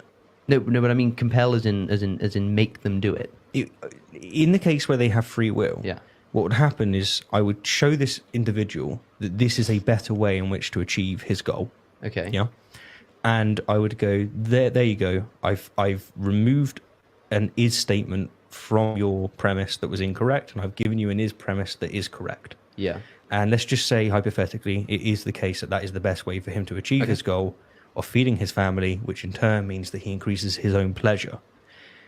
Now, in a scenario where he doesn't have free will, which we agree that is the case, he will necessarily act towards what information I gave him, and he would try and get a job, and he'd do it that way. But in a scenario where he doesn't have free will, the situation is still objectively the case. This is what I mean by the objective point in morality. It is objectively the case that that is what is best for him to achieve his goal. It's what he should do, ought to do. But he may say, I don't want to act on that, because that's where this free will component comes in. Okay, fine. It doesn't change the fact that that's still objectively the case. Yeah. That is why I would say, at the present, that I don't see, although I agree with you, I don't see it. I'd prefer to get people through this first hurdle than make them go through both hurdles at once, because I just... Do you have any comments on that, Lance? Via objective means, and so you can go... I hope you've been listening. I mean, you're on mute. Yeah, I accidentally clicked somewhere else in the video, so I don't know where we were. Okay. This is what I mean by the objective point in morality. Crap, where were we at? Oh my, I don't know. I mean, they were talking about two different. So Steve was disagreeing with Alex that this free will premise is important. Steve says that it's not important, it's not necessary. We can just show people that these are the objective ways in which you can maximize your pleasure. That's it. But Alex wants to bring up the free will point by saying that if you're wrong, then in order to rectify your action, then you'll have to rectify your belief, and you'll do that necessarily because free will doesn't exist. So do you have any comments on that? I mean, what account? I don't have strong views on this. I'm not seeing the relevance of the free will stuff, but I'm open to being relevant if he can explain why. Like a lot of it there seems to be a background, a context here I'm not aware of. Okay. I don't think there's much. I mean, what do you think there could be a background context? I don't even know. I'm not sure why free will is relevant here. Yeah, I also agree with that. But I think he's just trying to, flex his philosophy here with the free will premise by saying that this is what adds the normativity or prescriptive force in the ethical theory. Look, we rule out libertarian free will at the start of the conversation. Okay, why is he bringing it up? You rule that out, and what follows? Nothing follows from that. I think he's just trying. He's just trying to say that if you're wrong, then no free will just means that you will necessarily do according to the rectified belief. Your action will comply with the rectified belief necessarily because you have no free will. It's just I don't know what point he's driving at here. What is the point of any of this? I'm losing sight of what they're trying to achieve here. Right. I agree with that. And this won't work with normal human beings. I mean, if you just say that free will doesn't exist, you will necessarily do it. They wouldn't even understand for once. And I'm not satisfied with the normativity that is trying to, bring forth here. But yeah. Let's try to relocate where they were in the discussion. So we were at the 30-minute mark, and that seemed to run for several minutes. So can you help me out finding where we were at? All right. Think if you have this goal, and that goal is pleasure, as we've already agreed, like whatever goal you have, it's ultimately broken down to pleasure. So this man has this goal, and you say, if he thinks the best way to achieve that goal is to feed his family, then he'll feel like he needs to do it. Well, yeah, that means he has no free will. That is the free will argument, which is that if he believes that this is the way to achieve... I feel like we're after this. A goal, but I don't necessarily desire, then he must do that. I don't think that part is necessary, because you're right, and I agree with you. But what I'm saying is that whether or not that person has free will is irrelevant to me saying that if that is that person's goal, then that is not the best way to achieve it. That is the best way to achieve it, given this circumstance, given this situation. So it's the current situation there. Yeah, but what you can't say is that, like, let's take this guy. I can't say he will act that way. I can just say you do what you want with that information. But here I've corrected you. But that's the problem. Right? So you can just say like, that's not the best way to maximize this goal, and he could just be like, well, I disagree with you. Like, so what? Like, or even if I agree with you, like, so what? Like, it doesn't make a difference. The only reason why it would make a difference to someone. No, I don't agree with that. Why wouldn't that make a difference? Because the only reason that it would make a difference to say to someone, if you say to someone, actually, the best way to maximize your goal that you're trying to achieve is to do this instead. The only way that would mean something to someone is if that was enough to compel them to act differently. And if that is enough to compel whether them to they have free will or not, and I agree that they don't. No, but if that in any case, that will still compel them. It's just that they may not act on it. No, but I mean compel as in make them do it. In the case where they have free will, what would happen is I would show this individual that this is a better way in which to achieve his goal. You may not act on it. Yeah, and I would go there. You go. I've removed an is statement from your premise that was incorrect, and I've given you an is premise that is correct. Yeah. And let's just say hypothetically it is the case that is the best way for him to achieve his goal of feeding his family, which in turn means that he increases his own pleasure. Now, in a scenario where he doesn't have free will, which we agree that is the case, he will necessarily act towards what information I gave him, and he would try and get a job, and he'd do it that way. But in a scenario where he doesn't have free will, the situation is still objectively the case. This is what I mean by the objective point in morality. It is objectively the case that is what is best for him to achieve his goal. It's what he... What is this intended to achieve? To say that there's something that's objectively true with respect to morality? Of course there is. It's like... even if someone's an anti-realist, they're just desperate to say something is objectively true about morality. Yeah, sure. There's objective facts about what will increase or decrease people's happiness. And so what? Yeah. So what? This looks to be like a big nothing. Yeah. So Steve would say that's enough. You don't have to have the normativity. That's enough. Tough. And Alex would say that, see, I've brought up something. It's that I don't even know how it's useful. I mean, the free will premise that you will necessarily do it if your belief is changed. If we have a conversation and I'm able to compel you to change your belief, then you necessarily do it because you don't have free will. But I don't think it adds normativity. I think you would agree with that.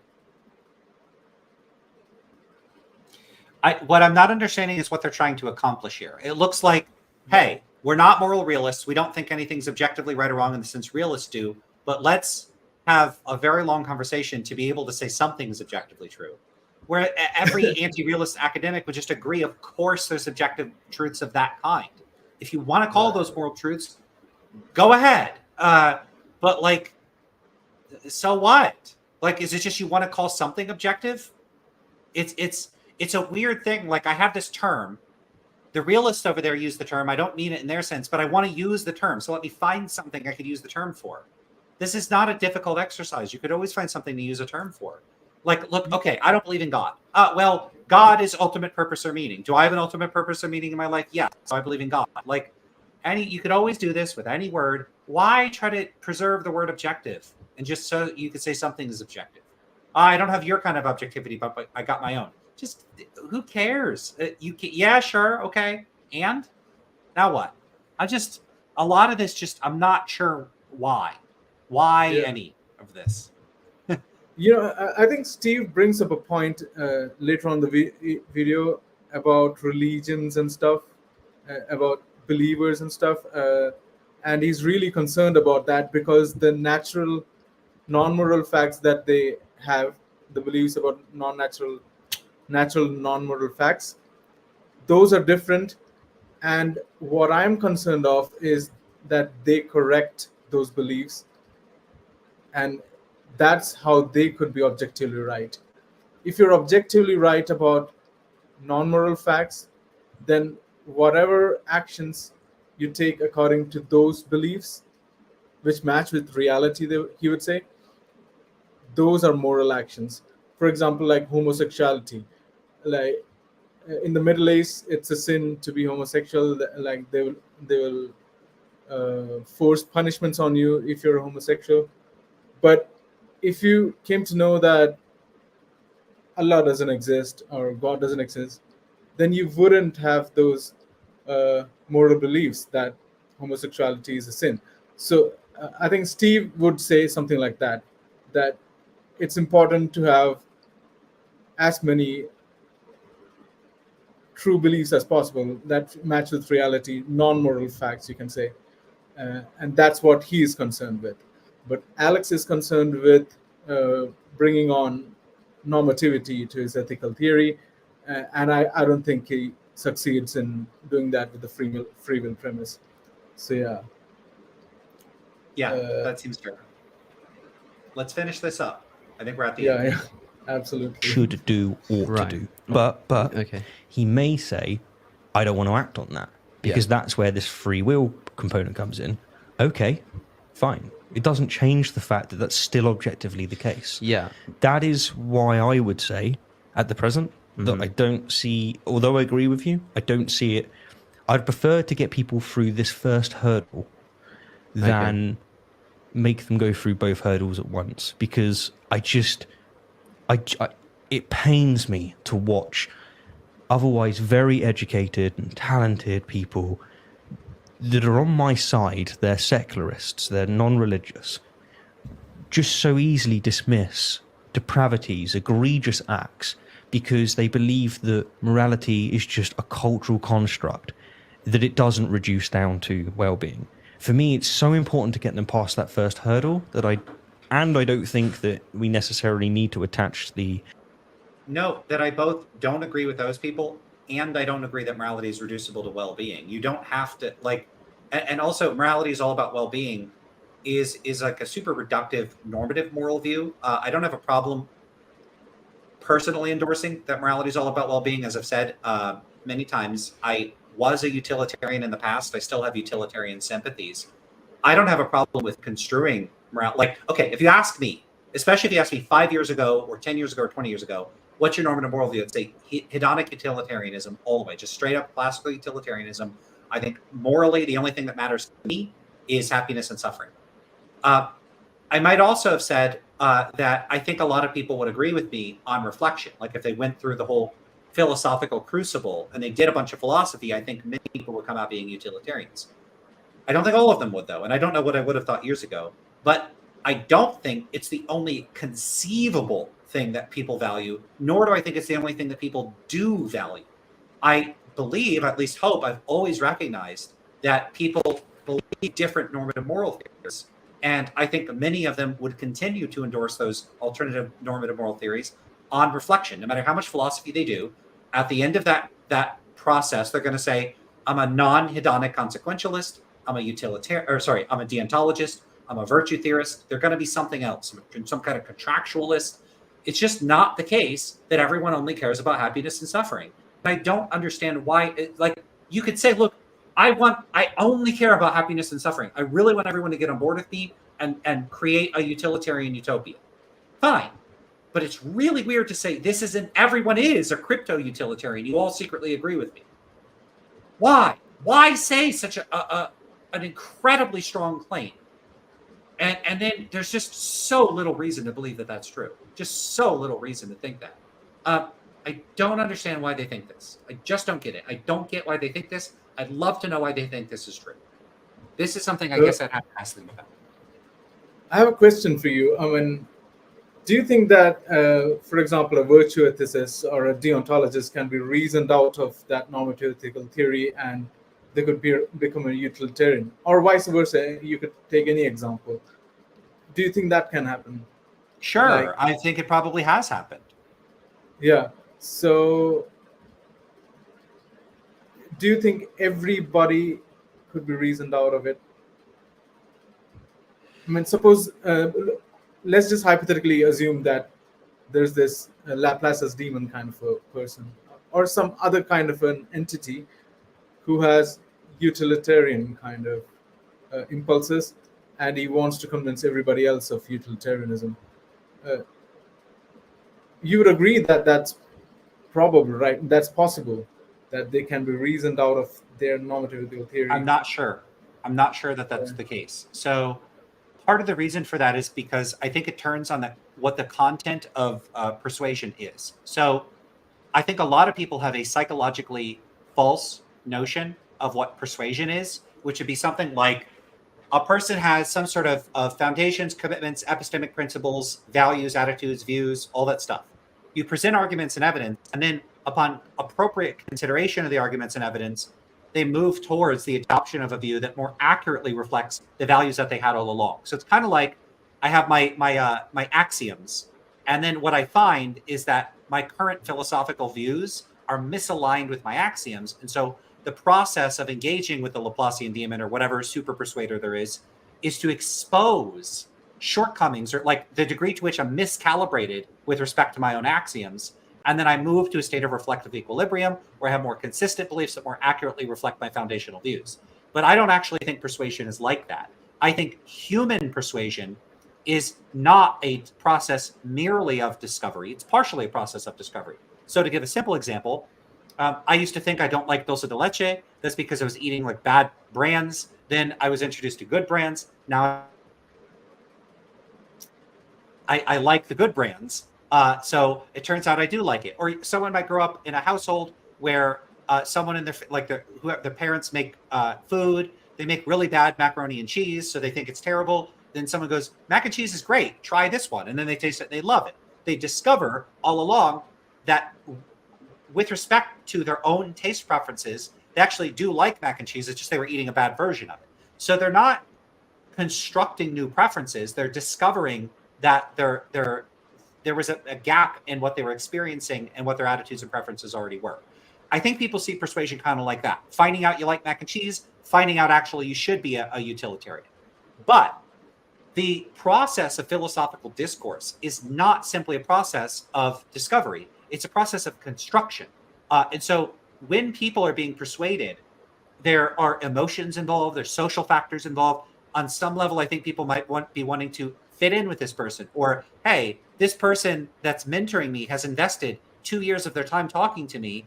And that can bias people towards accepting or adopting other views, to fit in, to make that person feel better, or to fit into a community or a group. I think people all the time, they'll join a church or a temple or a synagogue or whatever religious institution, and their beliefs gradually move towards the beliefs of the members of that community, not because they were persuaded by reasons and arguments, but because it allows them to fit in. And so I think that human beliefs are fluid and responsive to non-intellectual factors, non-intellectual causal factors. And I think this is just as true of myself and people in academic philosophy as it is true of people outside of it. I don't think that if you put on your philosopher's cap and I'm wearing my philosopher's gown and I have my PhD in my hand, that I'm somehow no longer a human. I'm still a human. And my beliefs are going to change in accord with the social factors and other factors that cause belief change. So could you socially pressure everybody into being a utilitarian? Maybe, but I don't know that it would be a genuine reflection of their own attitudes or values. So could you persuade everybody? Yes, I think, up to a point, but I think that turns on facts about what I think actual persuasion involves, which is that I think it's not purely intellectual. Agree. So let's just move ahead and finish this off. You got the silly comment. You don't like those. I didn't like it. I should show some good brands that I have, because there's some really good ones. Do you?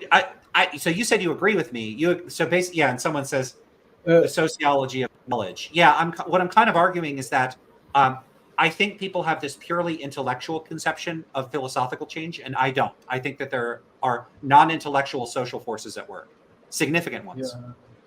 I agree with that. I mean, I think that just from the metaphysical point of view of free will itself, that you're not in control of your influences, right? So you don't know which influences might affect you and change your desires, beliefs, or whatever. So yeah, I agree with that. Many social and cultural factors also matter. The environment, surroundings, all those factor in towards what kind of beliefs you hold. So, and that's a big topic. So let's try to wrap this up. Sure. The free will component, that I just want to get people past that hurdle.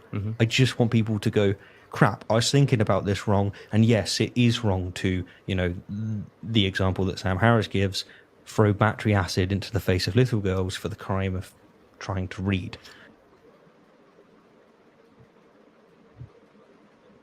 That when I was espousing moral subjectivism in the past, it's not like you think murder's wrong and that's just your opinion. I think murder's right and that's just my opinion. It's like we can be right or wrong about whether or not that is conducive to pleasure. The subjective level is the desirability of pleasure. So the subjectivity doesn't lie at the level of the action; it lies at the level of the desire, which is pleasure. But okay, look, let me. I agree with that, but we live in a world where people do make such statements. They say killing is wrong.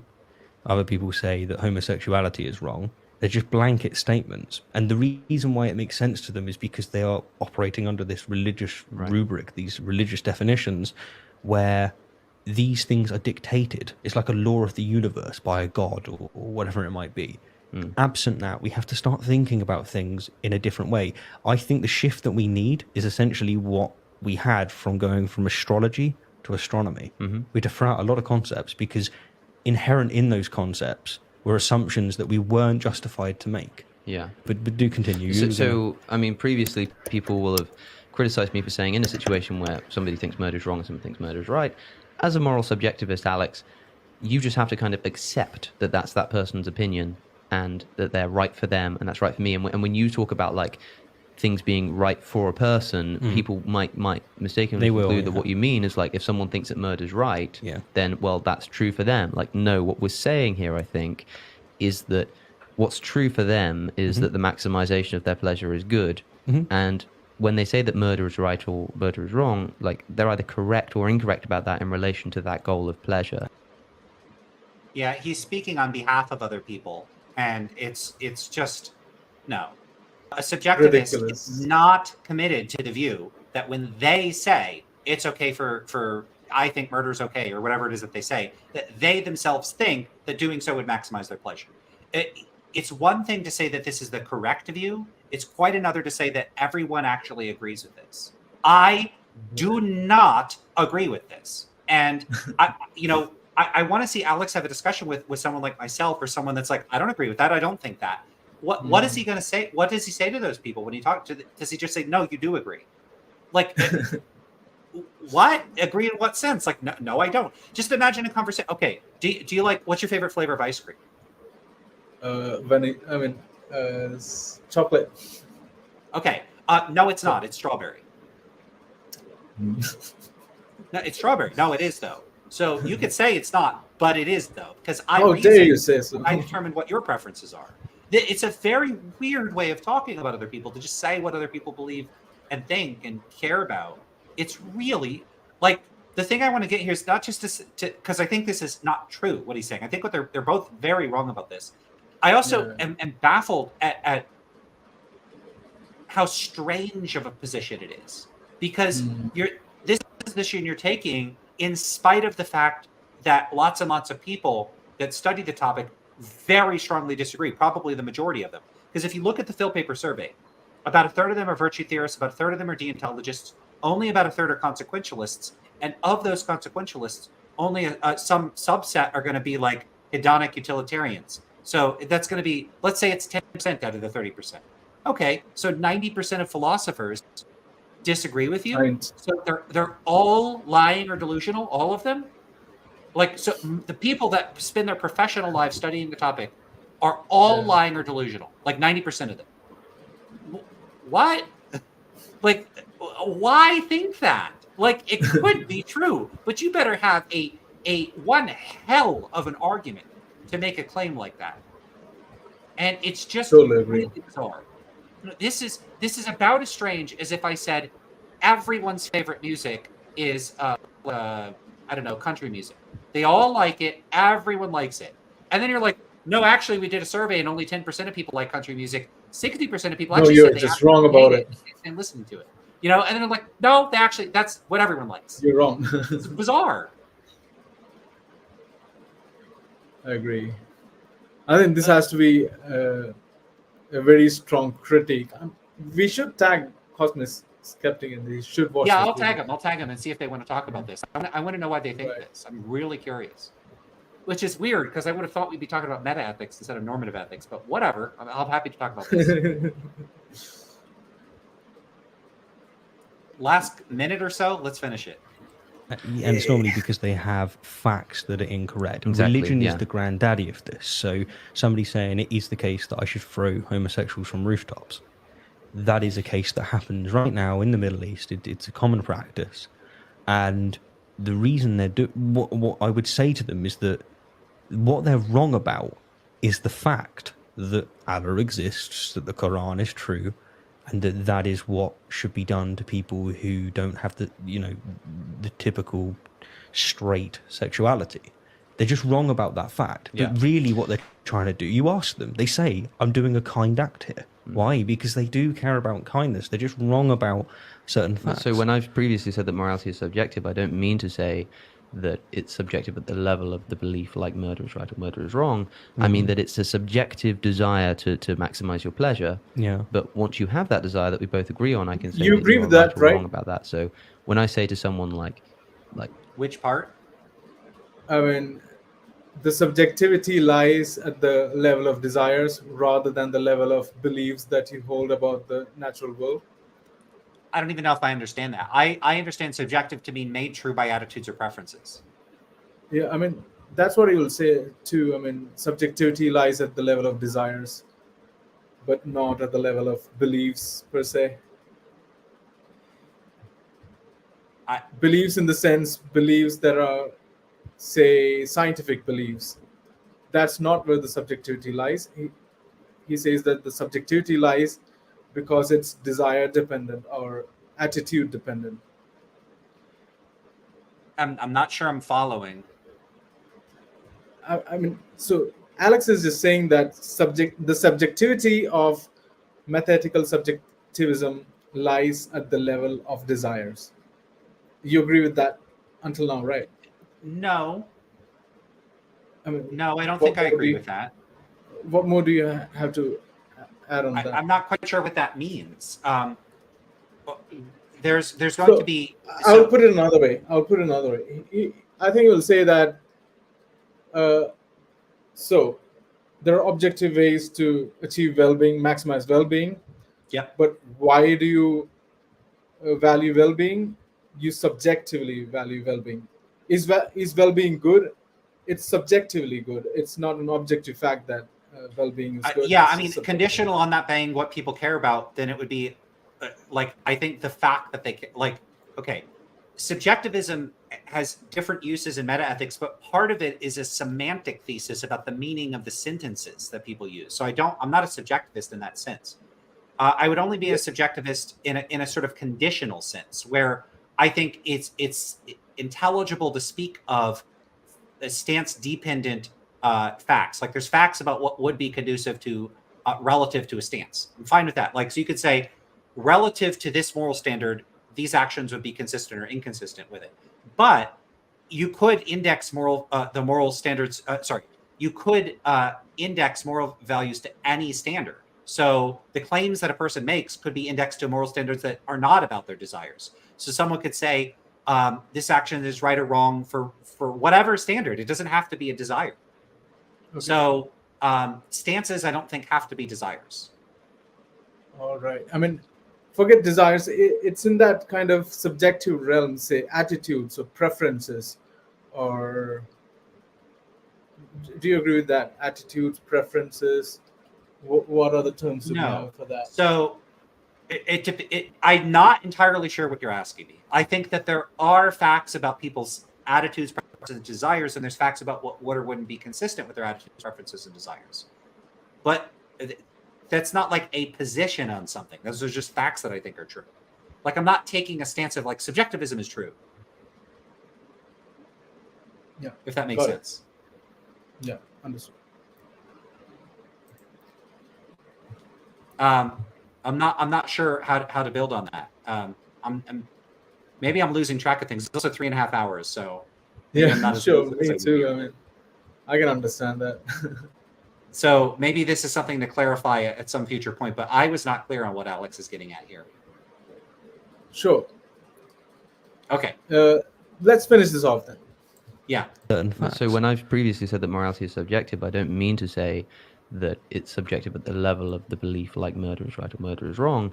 I mean that it's a subjective desire to maximize your pleasure. Yeah. But once you have that desire that we both agree on, I can say that you are right or wrong about that. So when I say to someone like you're wrong, like murder is the wrong thing to be doing, and someone says, but aren't you a moral subjectivist? How can you say that? It's like, because I know that subjectively this person desires pleasure, and that doing this isn't going to get them there.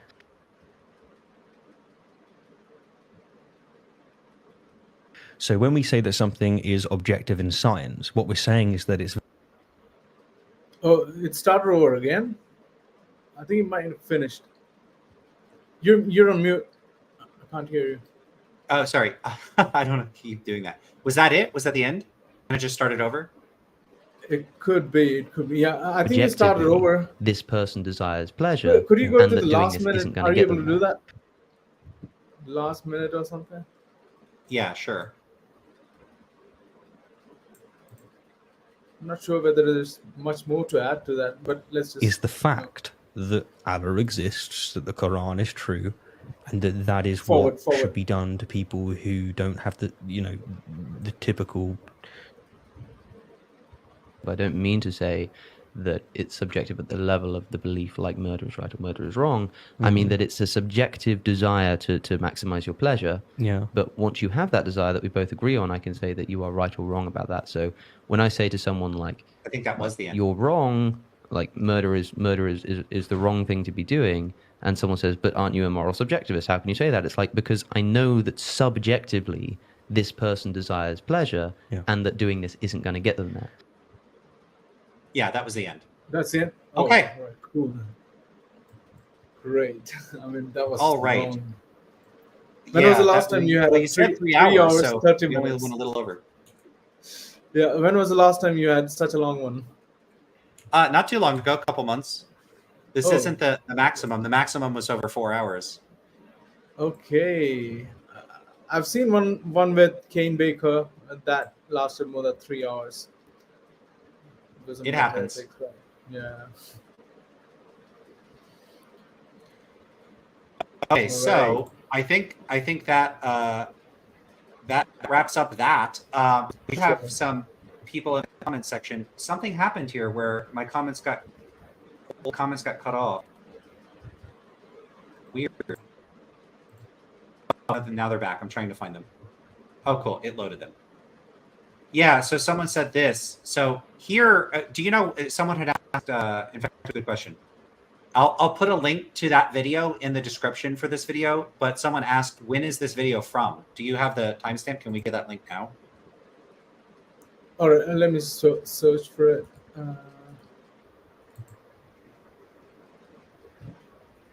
Might as well answer that question now if we can.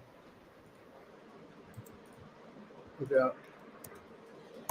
Here it is. It's 5 years ago. Okay, Yeah, so it's 5 years ago. It's a while ago, and Alex is subsequently, I think he now says he's an expressivist or a non-cognitivist. Yeah, Here he seems to be saying he's a subjectivist, so it looks like his meta-ethical view might have changed. No, I mean, it could be that by subjectivism he just means anti-realism, not necessarily the individual subjectivist thing that we speak about. I think he just means anti-realism, but he has been non-cognitivist, emotivist for a long time. So yeah. Okay, I maybe don't that's think true. Then I'm not clear on the terminology he's using then, but Yeah. I do think it's important to know when the video was because his views might have changed. Okay, that's fair. Yeah. I think it I saw hasn't you changed posted a much link, and since. then you posted it on your channel. I see. Got it. Oh. I could see it, but I didn't. Yeah, I'll find it. No worries. So 5 years ago. But yeah, so then someone else said Alex moved to expressive position, I think. So that was, part of that was like, oh yeah, he did. He is an expressivist, but maybe he was even at this time. He argued against Sam Harris recently. So I have seen that video, and I will be reviewing that fairly soon with other people. So that's going to be on the list. And so the next video we're going to be reviewing is Ask Yourself. So we'll do that next time. Yeah, absolutely. That's going to be Cool. really interesting. I mean, it goes really technical on definitions and tautology and all that. So that's going to be fun. So right? Like Alex kind of tries to define pleasure as something that is experienced when desired. So Isaac tries to find out a problem with that definition, and I agree with that. It's a problematic definition. I may have watched that before, so we'll see. That sounds vaguely familiar. So Clara Time asks, cool, do we need to wait next Monday for the AY review? If we're doing it next Monday, I don't know the next time we're going to be doing this. I mean, we'll have to work that out. I do have other videos to review too, so maybe I'll just do extra work. I was going to take some time off, but I never get a chance. I did do about a Monday last week. I was traveling, so that was a week off. Let's see. Okay, yeah. I think that's it. Any final comments or words for the audience? No, not really from me. I'm kind of tired now. Me too. I'm exhausted. I was flagging there at the end. I think I was like zoning out. So it's because I wanted to take a nap. Yeah, because you're like, were you paying attention? I don't even know if you're listening to that. And I think I might not have been at a couple points. I think I might have been like powering down. I noticed that a bit, but yeah, it's understandable. Did you have to skip your meals or something for this one? I'm sorry if you had. What? Oh no, I'm good. Okay. No, so the fun. ultimate. Yeah, right. As always, the time has arrived now. Yeah. For which we have been talking for this 3.5 hours. I'm gonna take a nap after this. Nap maximization for the win. Maybe I'm gonna change the title of the video to something about nap maximization. Nap maximization. That'll make a fun title. I'll make the thumbnail related to that too. Yeah. We should do that. All right, cool. All right then. I see a few comments talking about how rationality rules. Stephen is also now an anti-realist. And, now he is. Said, Kane Baker and Cole bullied him into it. I remember that conversation. Yeah. I don't know if they're users or not, but it's all anti-realists here. So we'll have to get some realists soon. Absolutely. Okay. And guys, we're gonna have Lance Bush debate, very prominent personality in philosophy. Soon we'll try making that happen. So yeah, be geared for that. Oh, why don't you yeah, we're trying to set some stuff up, so stay tuned for that. But why don't you I I'll lost put a link to your you. channel too so people could find it. Sure, you want the link to my channel? Is that what you said? Yeah. Like, I just want to plug your channel on my channel so people go over and subscribe to your channel and do all that stuff. Sure.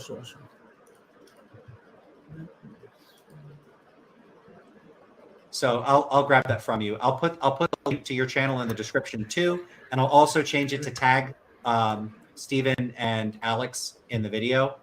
And we'll also tag, I don't know, the nap channel. I don't know. That's stupid. I'm too tired to say anything meaningful. Oh my God, this would be fun. Lance versus Richard Brown, round 2.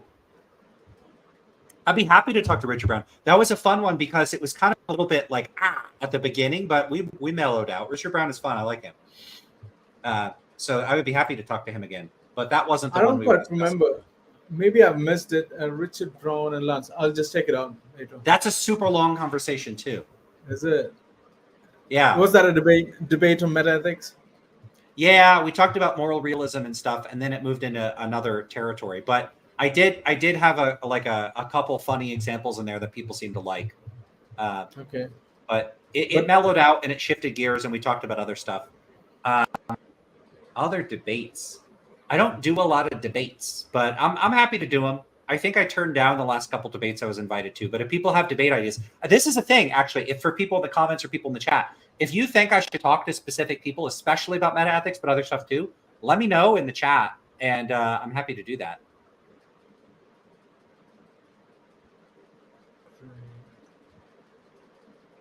Yeah, I see more comments here. Richard was nicer to Lentz than Kane.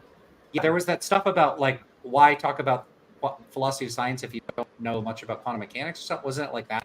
He pushed Kane around a little bit, but the thing is like, I'm a lot more sensitive than Kane. Like Kane, I feel like you could say that to him and it'd be like, I don't care. And I wish I had Kane's fortitude. I don't. I let things get to me and it's bad. So it's not a good one. Yeah. Okay. So that's it for me. I can't even speak properly anymore. So I got to go get a snack. Me neither. I don't even know what I'm doing. I'm kind of paralyzed. Okay, me either. Let's get out of here. I'll see y'all later. I'm gonna do the See you closing later. video. Subscribe to our channels, like our videos, leave cool comments, be nice to each other. Don't fight and be nasty in the comments. And I'll see y'all later. Outro video time.